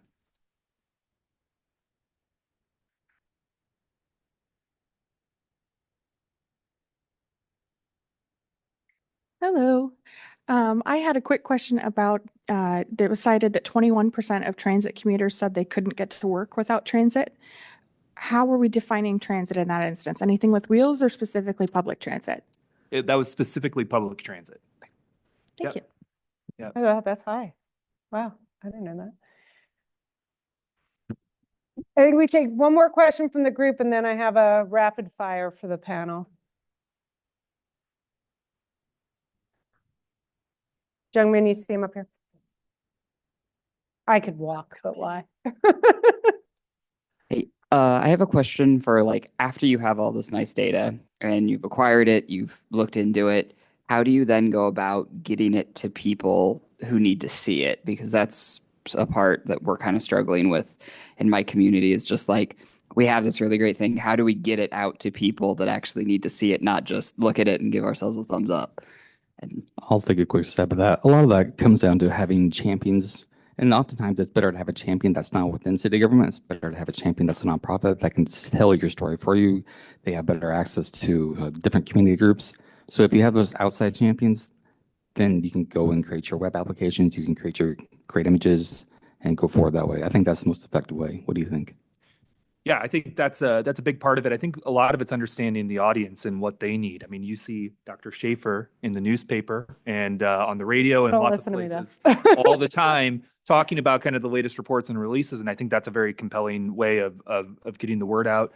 A lot of times you just have to think about that intended audience of, you know, particularly when you're thinking about decision makers, a lot of times they're looking at policies like the comprehensive plan. And so where we can make policy changes that reflect those goals in the data, that's where kind of carry that work forward as well. And there's a lot of conversation that goes into reshaping those policies and kind of that next decision down the road that gets us closer to that outcome. But I would just echo what Kurt said, but I think it's a lot of all of that. Great. Yeah, he's on. For the comprehensive plan, we usually go to different neighborhood groups. Once they invite us, we go, we present anything they want us to, that they want to understand, like what is the comprehensive plan itself. Any data we've collected, they want to understand how we are going to use the data. We present to them and breaking down for them to understand. Awesome. All right, rapid fire. Yes or no, no equivocating. In your MSA, are we using data to support growth and vitality? Yes. Yes. Or did you have to say that? All right, well, let's give it up for our panel on planning and development. Thank you all so much. Please grab one of the gift bags. Thank you all so much for being here. You are appreciated. They are underpaid like all of us. All right, let's bring up our economic development panel. We have Alex Skorinsky, Senior Vice President of Economic Development from the Greater Omaha Chamber. You're going to be kicking us off. I'll introduce y'all as we go. No, you don't need it. Wear it, clicker. Thank you. Here we go. Thanks so much. Just jump in. Okay. Hey, sorry, excuse me. Alec Gorinsky, work at the Greater Omaha Chamber, and on behalf of the Greater Omaha Economic Development Partnership, there is an important distinction there, which is that our economic development efforts aren't limited to the city of Omaha, but rather a part of this regional economy that we characterize as the Greater Omaha region. Very similar to MAPA's region, we've got a couple extra counties in there. I want to recognize my colleague Mike Rooks in the audience, who's Executive Director for Economic Development at Gateway, which is up in Washington. So the context is how we use data to inform our economic development work, and there are two situations I wanted to provide you here. Earlier, Dr. Schaefer asked the question, who's using census data? And I did not raise my hand because I don't go in and poke around there, but we do have Dr. Schaefer. So I just want to emphasize how important your work is here. By the way, I've been coming to this thing, not for the past few years, but all the way back to 2007, and much different from David Drozd. I love David Drozd, but much different dynamic here. So two pieces of things for us to look at here. The first is what we call a Greater Omaha, which is our economic development strategy. What we sought to answer with this question, what is the work that we should be doing in order to successfully execute economic development? So it really guides our actions. What it does not tell us necessarily, and I'll refer to this later, and I think Luke is speaking to this too, is what are the industries that we should be focusing on? But it tells us the actions that we should be taking and where we should invest our resources in terms of economic development in order to win. And that's a key word there, in order to win. This is a competition. We're not competing with Lincoln, not necessarily, but these are, at the end of the day, binary choices. Whether an organization wants to be here or a company rather wants to be here or be somewhere else, whether a company wants to move here or move somewhere else, whether or not a person wants to move here or move someone else. That is a binary decision. We are competing with other communities, and so data is important.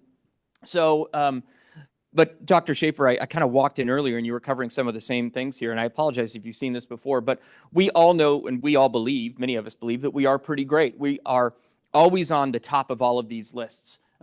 Best cities for tech pros, top 10 in emerging tech talent, even Council Bluffs in our region, big entrepreneurial hub. Hardest working cities in the U.S. has to do with efficiency of our employees. 30 best cities for young professionals, and then again, 15 best cities for top 15 cities for young professionals. The list goes on and on and on and on. I'm not going to go through all these. Luke, by the way, do you have this? Best place to live in the U.S., #1. Do you guys have this in Lincoln? I'm just kidding. So These are fundamentally important. These are fundamentally important for us as a Chamber of Commerce. We are the chief cheerleader for this community, and it is important we use this information in certain instances, and I'll refer to that later. But when it comes to guiding our actions and how we do our work, we can't rest on these things. We can't rely on these things, as we just heard here today.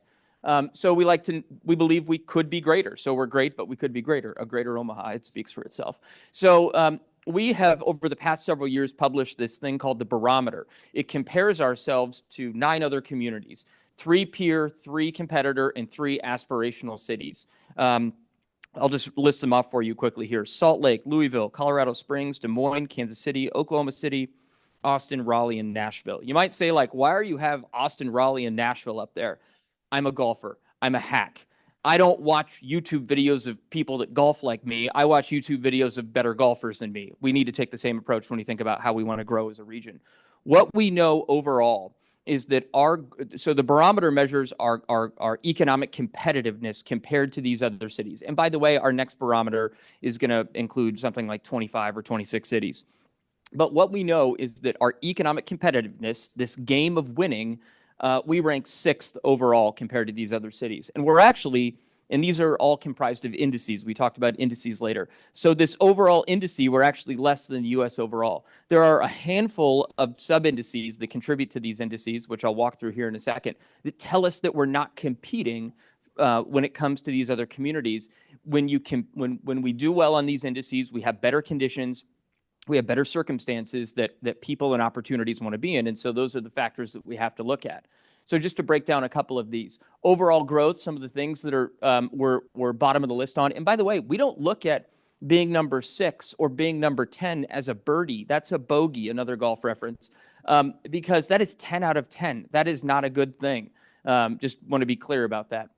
So overall, our employment growth is low. Our private wage growth is low. As we know, just from what we heard from Dr. Schaefer, those are very important factors in a person deciding where to go. Not only are they important factors in a person deciding where to go, but our work, whether or not we have people here is a factor in a company deciding whether or not this is the place that they want to continue to do business.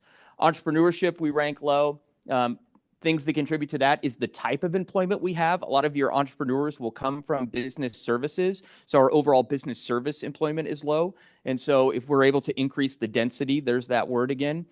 Not only is this going to increase private wages, not only is it going to increase several other factors, but it's the mechanism by which where entrepreneurs are likely to spin off from. Very low in minority entrepreneurship, low in overall establishment birth rate. I don't think I put up here, innovation is another one. We're also low, similar to business services, in IT and other science-related jobs relative to these other communities. So again, it's this, we need to have the density, but we also need to have the people in order to substantiate the growth of other of companies wanting to come here. And this is one of the biggies we talk about a lot, you know, this whole brain drain factor here. So our overall human capital index, we're 8th compared to these other 10 cities. You can see where we're low here. Again, knowledge-based workers, so these are not necessarily private sector workers. They do include some public sector workers, but it's individuals that work in offices primarily or even institutions. Minority workforce is low, and then our overall population growth is low compared to these other cities. So we look at this, and it tells us that we're not competing. So we have an indication of where we should be focusing, and if we want to do better than our peers or do better than our competitors or align with the cities that we're aspiring to be. What we do know is that we have a high quality of life. And there are several data points that indicate that we have a high quality of life. But that isn't enough. I've got a couple slides in here that you've already seen here today because I've stolen them from Dr. Schaefer because, again, we rely on her a tremendous amount in order to do our work and shape our work. We talk about brain drain. We know that where of the bachelor educated individuals, the age group of those individuals that are leaving, and we know why they're leaving. They're leaving because, again, we've seen this already before, because there's this perception that there isn't opportunities necessarily in the region. There was another survey that I don't think was referred to today. You didn't bring it up. More recently, the Chamber YP and Code programs did a survey of an existing workforce survey, primarily targeting young professionals. And there were several questions that were asked that ultimately led to this question: what is your likelihood to go out of state? If you were to leave, rather, what is if you were to leave your current job, what is your likelihood to go out of state? And again, a significant number of individuals felt that those opportunities were best available outside of the state of Nebraska, or outside of Omaha rather, than they were here. So those are factors that tell us where should we be allocating our resources when it comes to our economic development work. So big picture, our economic development work, our vision is to compete and win. We need to do better than these other places if we are going to win people, if we're going to win opportunities from these other places. So these three bullet points over here on the left are our stated strategic priorities: strategic business growth, brain gain, and Destination Omaha. Over here on the right is kind of this people-centric economic development equation that we've been talking about a lot. And the three things that surround that are our very same strategic priorities that we've identified. Generate good opportunities, meaning that our business attraction effort should be primarily oriented towards the very type jobs that we're not competing on necessarily, and the ones that Dr. Schaefer indicated are going to generate the most economic benefit for your region. So, which is to say that hasn't always been where we've concentrated our economic development practice. So that is a relevant thing to point out. Earlier, I talked about how we've got all these accolades and things of that nature that, as the chamber's, as Omaha's chief cheerleader, that's the circumstance that we do use it in. Not only those accolades, but we are selective in the data that we use to put in front of new to market business attraction prospects, specifically in order to paint a picture of Omaha that works for us. There are lies, damn lies, and statistics, so that works for us here. Funny enough, we're actually having an event where we're inviting some site selector consultants to Omaha around the College World Series, and I'm a little hesitant about asking her. I've already asked her a little bit, like, Dr. Schaefer, do you want to come and talk to this group of people with us? Like, can you not say what you just said for the past hour? And so we'll see if she is able to accept my invitation there, because we have to tell them about the workforce story. Address demographics. So we just announced last week or 2 weeks ago now a new workforce excellence department at the Greater Omaha Chamber that is exclusively focused on our function to recruit and retain talent. We have a great workforce development ecosystem here, lots of training and development programs, be it institution or nonprofit in nature, providing really tailored and appropriate types of credentialing and things of that nature that meet us where we're at. It's our responsibility on behalf of this region to proactively be our cheerleader and sell it. It's an investment we had not been making up until this point. It was the data that helped us make this investment. And then, of course, we know we have a great quality of life, and that's part of the dynamic that we know from Dr. Schaefer's story. So all this to say, we are allocating our resources and we're allocating our practices in a way that is directly responsive to our awareness of the Greater Omaha region and quite frankly, where we stand up against other communities. One more slide here. What's next up for us is something we're referring to Opportunity Omaha. And this is probably a good segue to Luke. I think what you told me you were talking about is what are those industries that we should be focused on? And then what is the data telling us in terms of where we should be focused? So these are just a sample of some of the data points. Growth potential nationally, like, does it make sense to invest in X if X nationally isn't going to be a thing that is substantially growing? So what is the national growth potential? What are our current outputs as a region? Is it a substantial contributor to our gross domestic product? Do we have a substantial share of that nationally already? What is our current employment dynamics there? All of these data points will ultimately inform which industries that we're prioritizing. Not to say that we're not going to continue to do work to represent all of the industries that make sense in Omaha, but when we want to concentrate our economic development practices on just a few things that are going to generate the most opportunities and therefore the most growth of population in our region, we're going to use this information. And so that's something that we're currently working on. I think I got it in under 8 minutes. No, you were over. But I actually want to challenge you to a fast talking competition. I think this, I think we'd be pretty close. Yeah. All right, we're going to let Luke go next if you're ready. Y'all, we are joined by Luke Peltz. He's the Vice President of Economic Development for the Lincoln Partnership for Economic Development. Thanks for being here, Luke. Yes, thank you. Always exciting to come up here and hang out with my Omaha friends. I did have some slides and I pulled them out, and it was all the rankings where Lincoln was better than Omaha. The data was from 2021 though, so we had something a little more newer. I wish I would have done that now, actually. So as you look at my slides here, we're talking about data and what how we utilize data. You're going to see in my slides, there's not a lot of data in it. What we did was a targeted industry analysis. We hired Whitaker and Associates, and they used the data-driven approach to kind of fine-tune what targets is Lincoln going after, what assets do we have in place already, what industry sectors should we really be targeting. The reason we did this, the last time we did it was in 2021. A lot has changed just in the industry as a whole since then. One thing we've noticed is our projects are getting larger and larger. So the size of the acres needed, the infrastructure needed, the water, wastewater they've all gotten a lot significantly larger. And so we asked Whitaker and Associates to give us some real life projects that have landed. So what size of acres were needed, how much water were they using, how much power. And so that helped us to kind of craft ultimately a site analysis. So there are key findings. We were already on these targets. These industry sectors were already on our target. Nothing really changed. They had 3 emerging targets. I figure the first 2 are more were already our key industry sectors, insurance and fintech. The one that was kind of surprising was creative industries. They said Lincoln was really poised to have significant growth in that. That's not something that we would necessarily kind of work on so much, but the city is doing a lot of things around a music district and trying to attract that type of industry. Oh. We can get it back. Sorry. Okay. And some of the other strategic recommendations to just leverage the assets that we already have in our community. Quality of life is extremely high. A lot of those things we were already doing. The one thing that they did recommend was investment into infrastructure improvements. So water, wastewater, power, all of that. And so that kind of led us to getting a map. I have a big map, actually, thanks to Kurt, in my office of the city of Lincoln, the MSA. We went around and identified all sites of 3 acres or larger.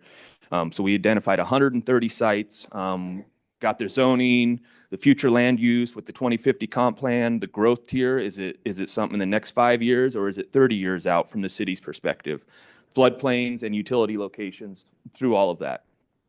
Basically, we're trying to find gaps. And what we found just in this process was we didn't have enough land inventory for industrial types of uses.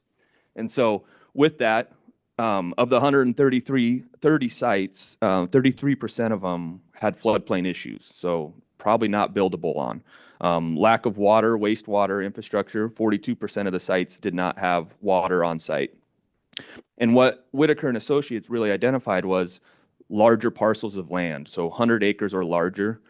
We had 22 unique parcels just by unique owners. 6 of them were planned for future industrial use, and there was 0 that were currently zoned industrial. This is very important when we're looking at industrial types of projects. The zoning needs to match up. And so what that led us to do, and we also have one site that's a little larger. It's about 600 acres, but it's still 2 miles out from any infrastructure. So what that led us to do is we took a look at the comp plan, and we've been working with the city. We identified 4 sites that are of significant size with infrastructure close by. While the 2050 comp plan has it termed as residential, we're having the dialogue, hey, can we submit this on industrial types of projects for projects of the future? We still have to go through all the process of getting zoning change and all of that, but the city's been receptive in that dialogue, and we look to further expand on this and then really fine-tune our recruitment efforts around those 6 targeted industry sectors, and just continue to work with the city on the change of zone from residential to an industrial type of zoning. So that's one thing we've done with data-driven is our targeted industry analysis. The other thing that we've done, continue to do every year, is our business support visits. And this is essentially, we're out talking to businesses, making sure we have our finger on the pulse of the business climate.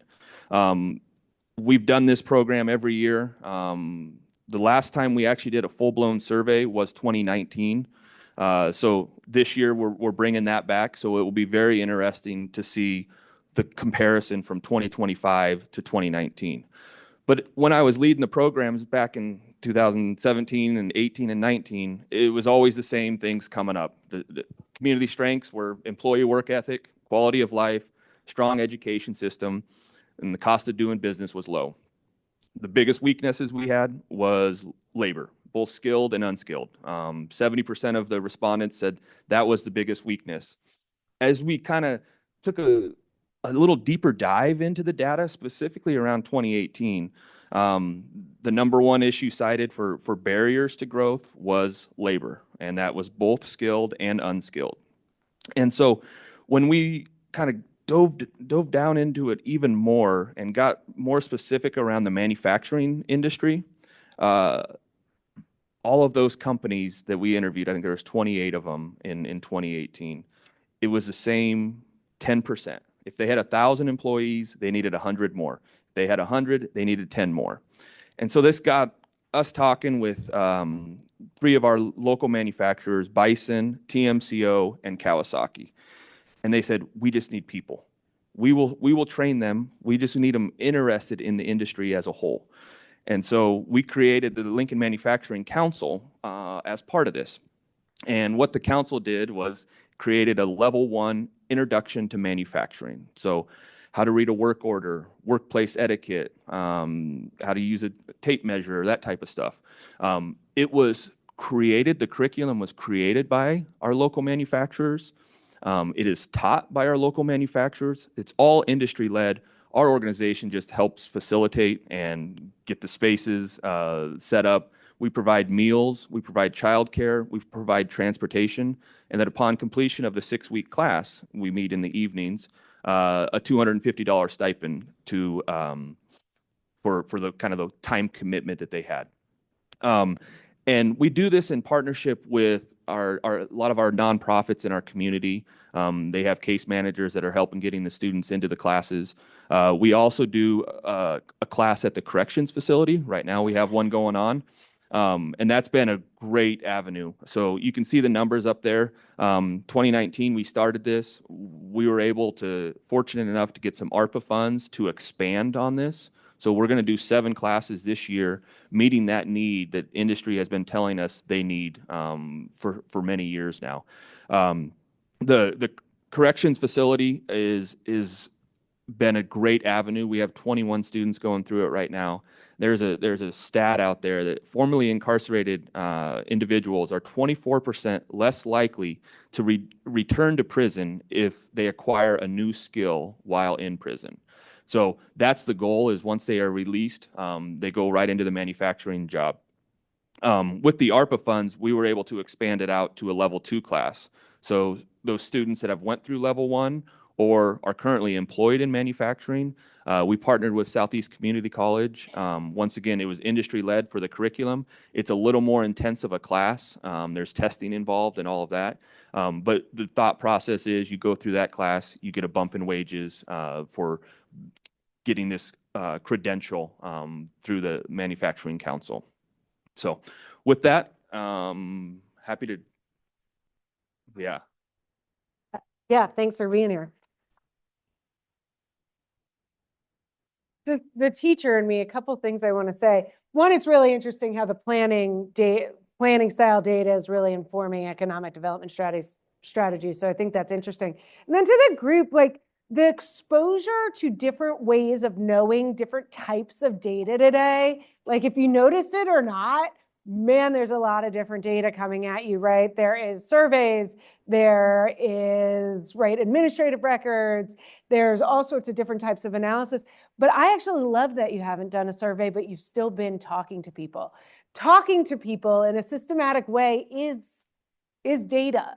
And I think we like always sort of jump to we need like the hardest, clearest facts, but it's been so informative to your programming that it's like really exciting to hear that like we're learning on all these different fronts and putting it to good use. So awesome. All right, next up is Trayvon Brooks, CEO of the Omaha Innovation and Connection Hub. It's all yours. Absolutely. Well, it's good to see everybody. And of course, thank you guys for having me. I'm going to kind of walk you guys through how I've gotten to where I am now. I was the former chief strategy officer at the state of Nebraska, focusing on investing in disinvested communities across our state and what's called qualified census tracts. Several years ago, a bill was passed called LB 1024, which invested numerous dollars into these communities all across the state, which I had the opportunity to lead the effort. As we started looking at the data, we started doing all these various projects. Of course, we did some partnerships in Lincoln and Omaha and South Sioux City, all these different places, and we've done some amazing things across. And we got the opportunity to work with great folks like Dr. Schaefer and others to show us data on what are the things that we're missing. And we sat down with all these different folks and we saw all these different data points, and brain drain is the scariest thing known to man, and please use these ARPA funds to solve Nebraska's biggest fear, right? And as we began to look at it, we started coming back to the same conversation. And one of the conversations we brought up earlier is opportunity. What does that mean? What does it look like? In 2022, if I remember correctly, the GDP growth for the MSA came in second place behind Austin here in the local area. The Douglas County came in first place. Had one of the highest GDP growth in the country. Wealth in Omaha is continuing to grow. The chamber is doing a fantastic job. And we still can't figure out some of the major issues, right? So brain drain, poverty numbers. The poverty numbers for the Hispanic community in Omaha was around about 16, 17%. The African-American community was around about 30% at the time. And as we started looking at the data, we're trying to tackle those two things. What are the options? How do we do it? As we started looking at the opportunity conversation, the big thing that kept coming back was, how are we doing in entrepreneurship? Earlier, Alec put up our entrepreneurship numbers and where we stood, not just with folks that we want to be like, but our peers. When you guys hear about Des Moines and Tulsa, you're like, man, we should be kicking those guys' butt. Like, how are we losing to them? You know, Kansas City got a Super Bowl championship, so hey, we'll give them a pass. But Des Moines, how? We wanted to take a swing. We had a hypothesis that if we was intentional and started focusing in and honing in on our entrepreneurship impact, that we can change the trajectory of not just Omaha, but our region. So here formed the Omaha Innovation Connection Hub, us starting a focus on intentionally investing in entrepreneurship and innovation with the focus of the creation of it out of data. Now, how do we look at it? How do we respond to it? How do we continue to grow?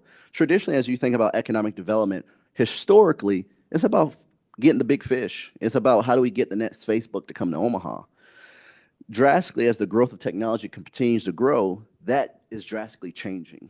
I think our biggest acquisition, from as far as growth perspective over the last several years, probably has been Monolith in the area. Monolith is a company that came out of California. They were looking at black carbon, and they wanted to find a community that gave them ability to test their dreams and their ideas. They ended up building their facility right outside of Lincoln. And right now, I want to say they're evaluated about 5-6 billion. And we saw that model. We said, what if we multiplied that times 10? What if we took the model that we've seen happen all across the country at this point, and we started focusing in here to Omaha? What could happen? And what we started doing was we started diving in the numbers across the country. Kaufman did a study a couple years back. What happens when you focus on the entrepreneurship rate in a state? There's an interesting statistic that says the 1% increase of entrepreneurship rate in a community makes a 2% decrease in poverty. That's such an interesting rate whenever there's such a disparity in a place like Omaha.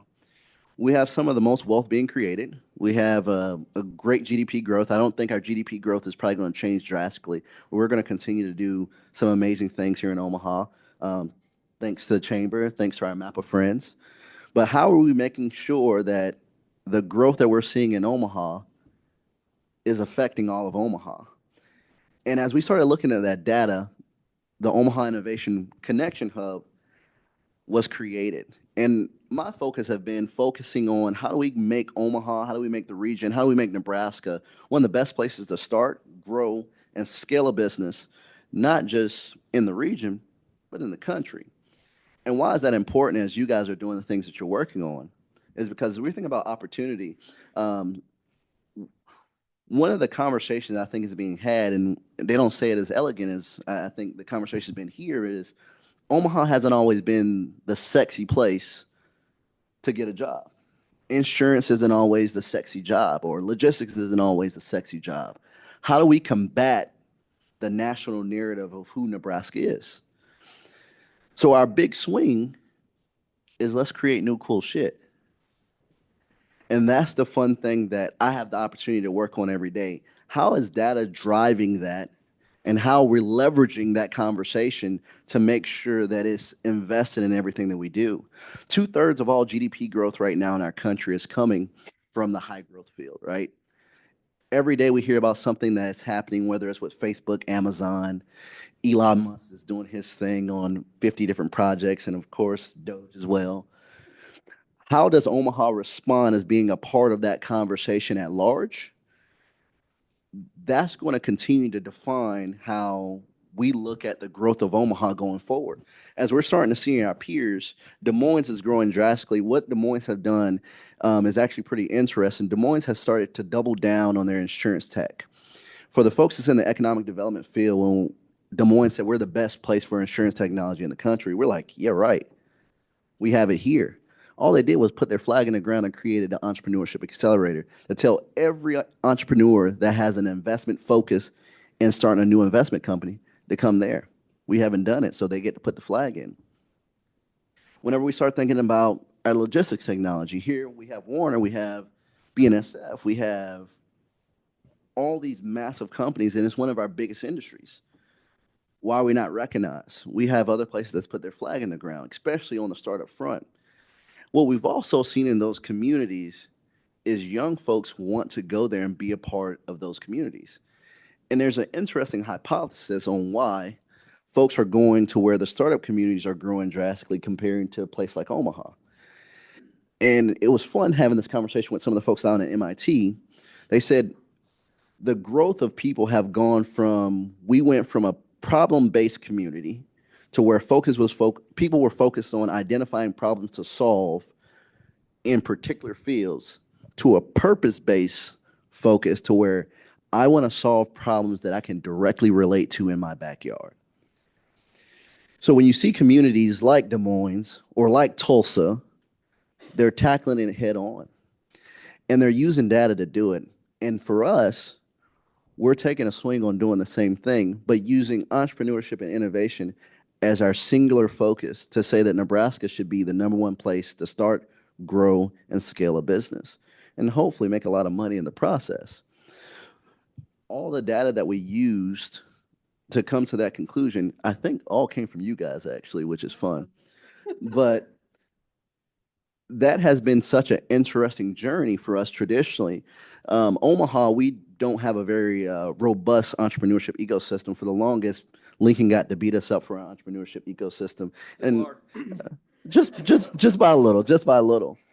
But that's drastically changing. And what has happened is we've been able to start educating not just some of our other business leaders, but also our policymakers on how do we be more efficient and effective of starting and growing businesses by using statistics like this, right? So as we think about majority of net new jobs are coming from new and emerging businesses. So as we're thinking about how do we want to make more opportunities to attract more people, net new jobs. The data shows that net new jobs is coming from small emerging businesses. So we got to do those things. The data shows that the areas that's focusing on these type of programs are winning. Like Alex said, we like winning. So how do we continue to compete? How do we continue to be nimble? But also, how do we continue and start focusing on being intentional? And I think that's the biggest thing. And I think sometimes data, you really don't get to see the intentionality that goes into it. But I think that's one of the important things is the conversation around how do you make good decisions with data is making sure that you're not forgetting about the people in the data. And that's one of the things that I have the pleasure and the opportunity to work on every day. I get to work with amazing people like yourselves to talk about what are the cool things that you guys want to create? how do we keep you here? How do we continue to grow and build the next? Omaha was built on a community of inventors, ideators, creators. Lincoln, they're all right. They've done a little bit of that too. But as you think about it, what is going to be the next generation of building those companies? And the data shows us that this is how we continue to compete with the Kansas Cities. This is how we're going to compete with the Des Moines. This is how we're going to hopefully continue to compete across the different areas. So for us, it's been a complete fun ride for us. And I think as you guys continue to look at various data and you start looking at the opportunity metrics, the entrepreneurship metrics, and as you start looking at our competing cities, as you start seeing the things that those actual communities are doing, is super interesting. Birmingham was one. They started this organization called Birmingham Bound in Birmingham to start intentionally attracting startups because their youth said they want to work for startups and not their traditional businesses. When you look at Tulsa, Tulsa started a Tulsa remote program where they're intentionally paying people $10,000 to move to Tulsa and start working in the area if you have a remote job. When you look at Des Moines, they started their startup accelerator. There's intentional work being done in each one of these communities, and our goal is to kick their butts. And that's the fun part about the data, and that's how we're using it internally. That's how we're going to continue to use it.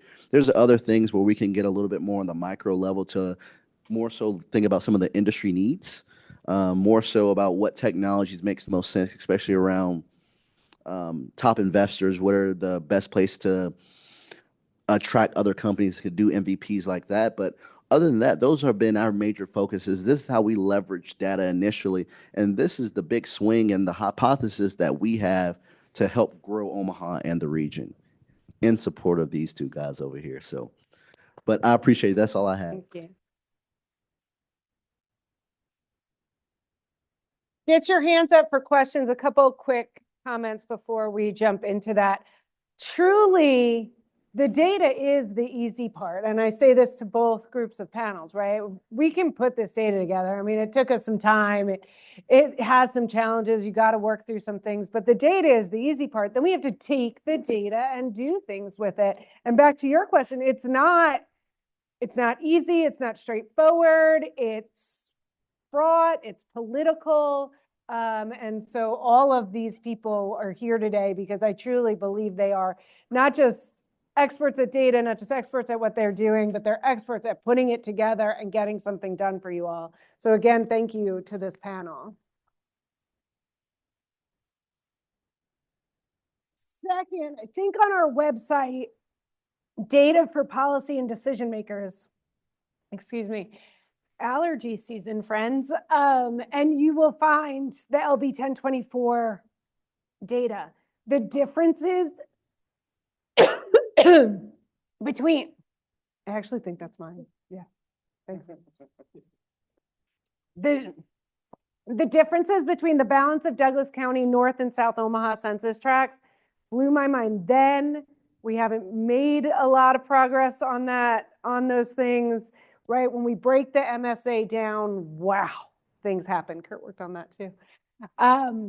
So lots of really great things coming, but I told you job opportunities matter. How to create job opportunities? Well, there's so much to do, and I don't have answers for that. Questions for you all from the Economic Development Panel, and then we might bring everybody together again.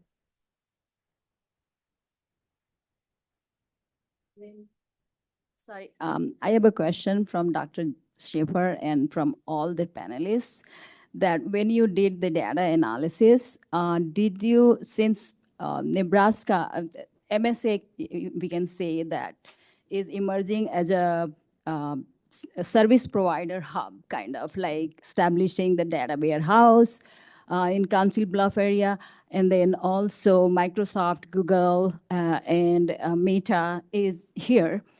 So did you look at the data from that point of view, that is there any brain gain happened because of all these businesses? From like data centers? I'm not ED anymore. I think the interesting thing is whenever you start looking at the data center, the CapEx is great, right?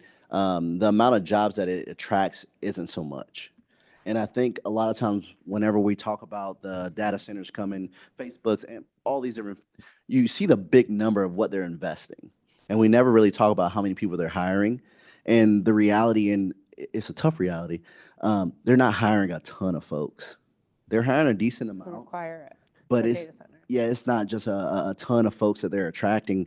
You know, the name is attractive and they can bring in some various folks from other places, but it's just the amount is just not there. So, but, you know, yes, that's true. Yes, that's true. But the assessed value that they bring to a region, like there's a bigger picture than just opportunities and just jobs. The assessed value that data centers bring to a region is astronomical. To say nothing of the fact that it also opens the door to other opportunities. Google Fiber has opened up an office here in Omaha and Millwork Commons. We're headed out to California at the end of the month to meet with several of these other partners. You know, I'll go on that. and now as long as our state continues to or doesn't, you know, kind of cast a negative perception of these, we'll have more opportunities to bring these other things here in town. To answer your question, I don't know the specific growth in our region attributed to a handful of specific investments, rather the macro indicators of the growth in which type of jobs, or more specifically as it relates to what I spoke to, where we compete on those types of jobs. And so data centers aren't providing a ton of those specific types of jobs. I'll just add, we're currently having a Google data center being built in 56 in the interstate. Low number of jobs, high paying jobs, over 100,000 plus. They will have on site 200 plus people that are contract workers every day. And then on top of that, for the next 7 to 10 years, there will be 500 plus construction workers on site every day. And then the suppliers come along with that as they continue to build out.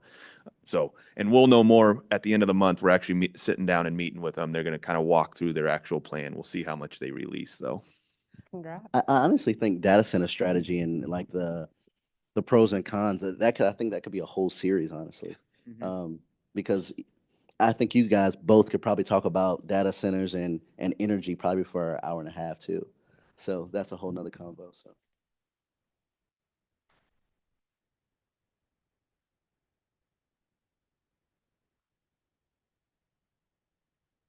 In your opinion, like in addition to pay, what are maybe one or two things that you could recommend or you would recommend like small business owners in Nebraska to do to help like attract and retain kind of the opportunity or the workforce that does exist?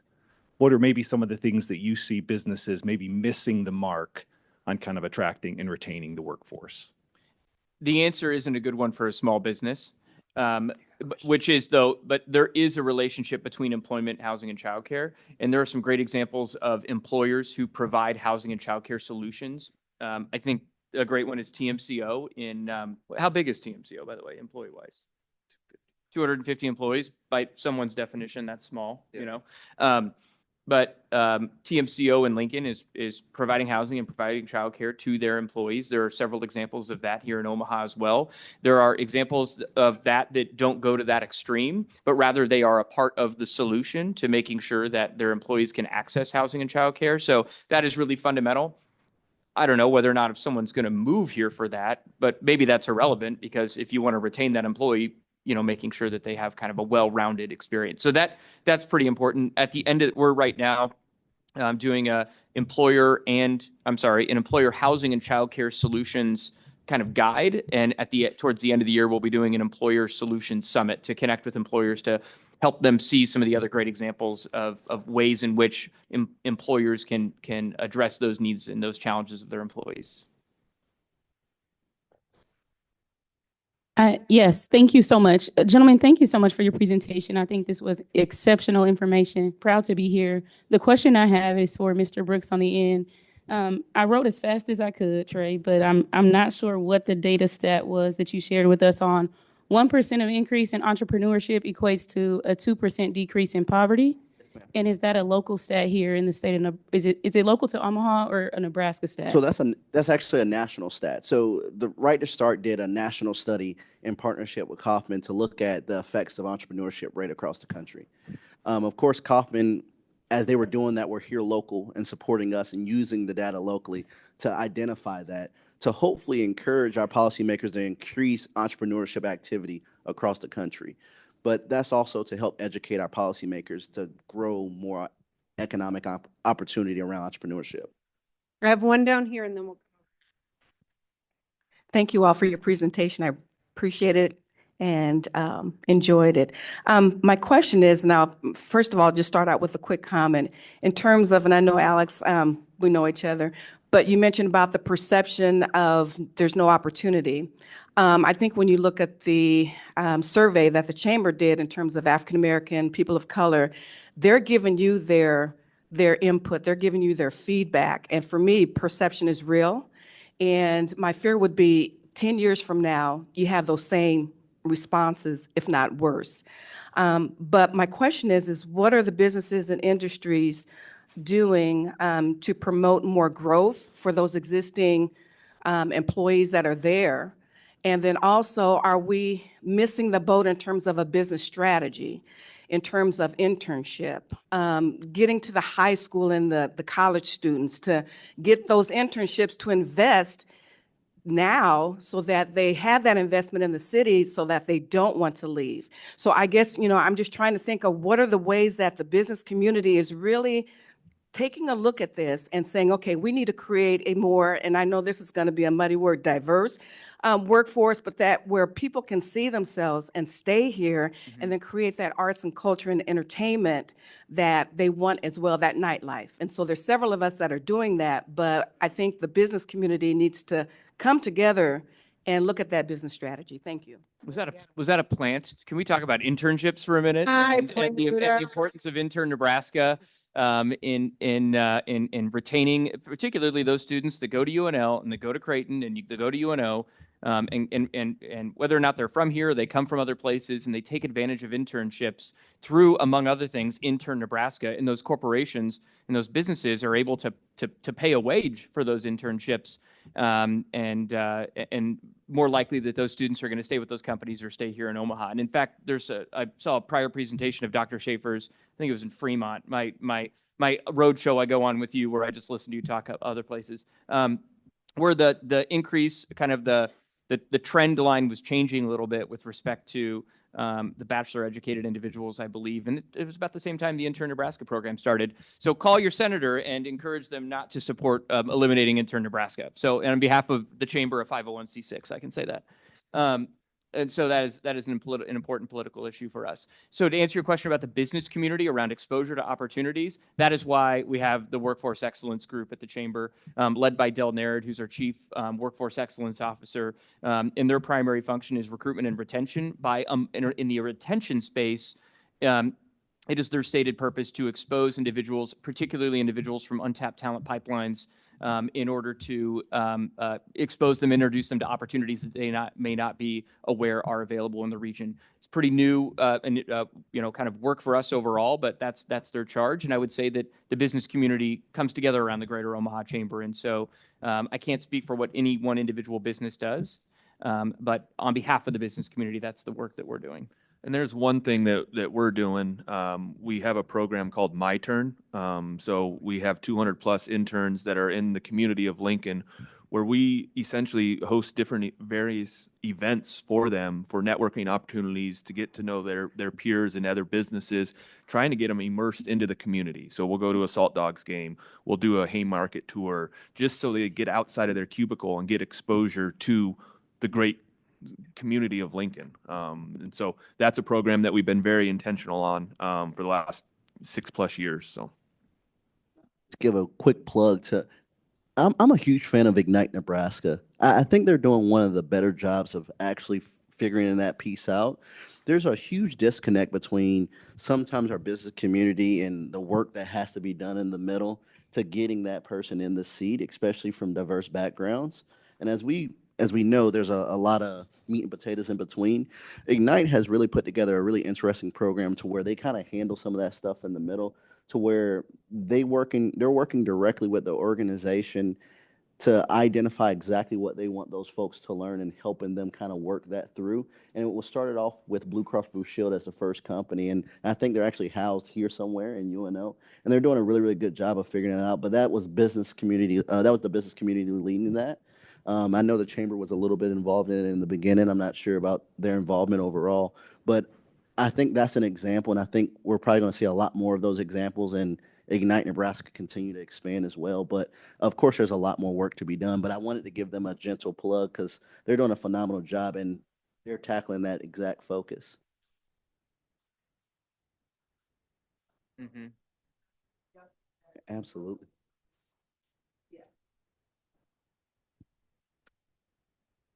We're over time, but I do hate to cut off a conversation. Are you okay? All right, this was an awesome discussion. Like I said, I hate to cut it off, but we're holding you guys up from lunch. So that's a big day. Thank you to this panel and the other panel.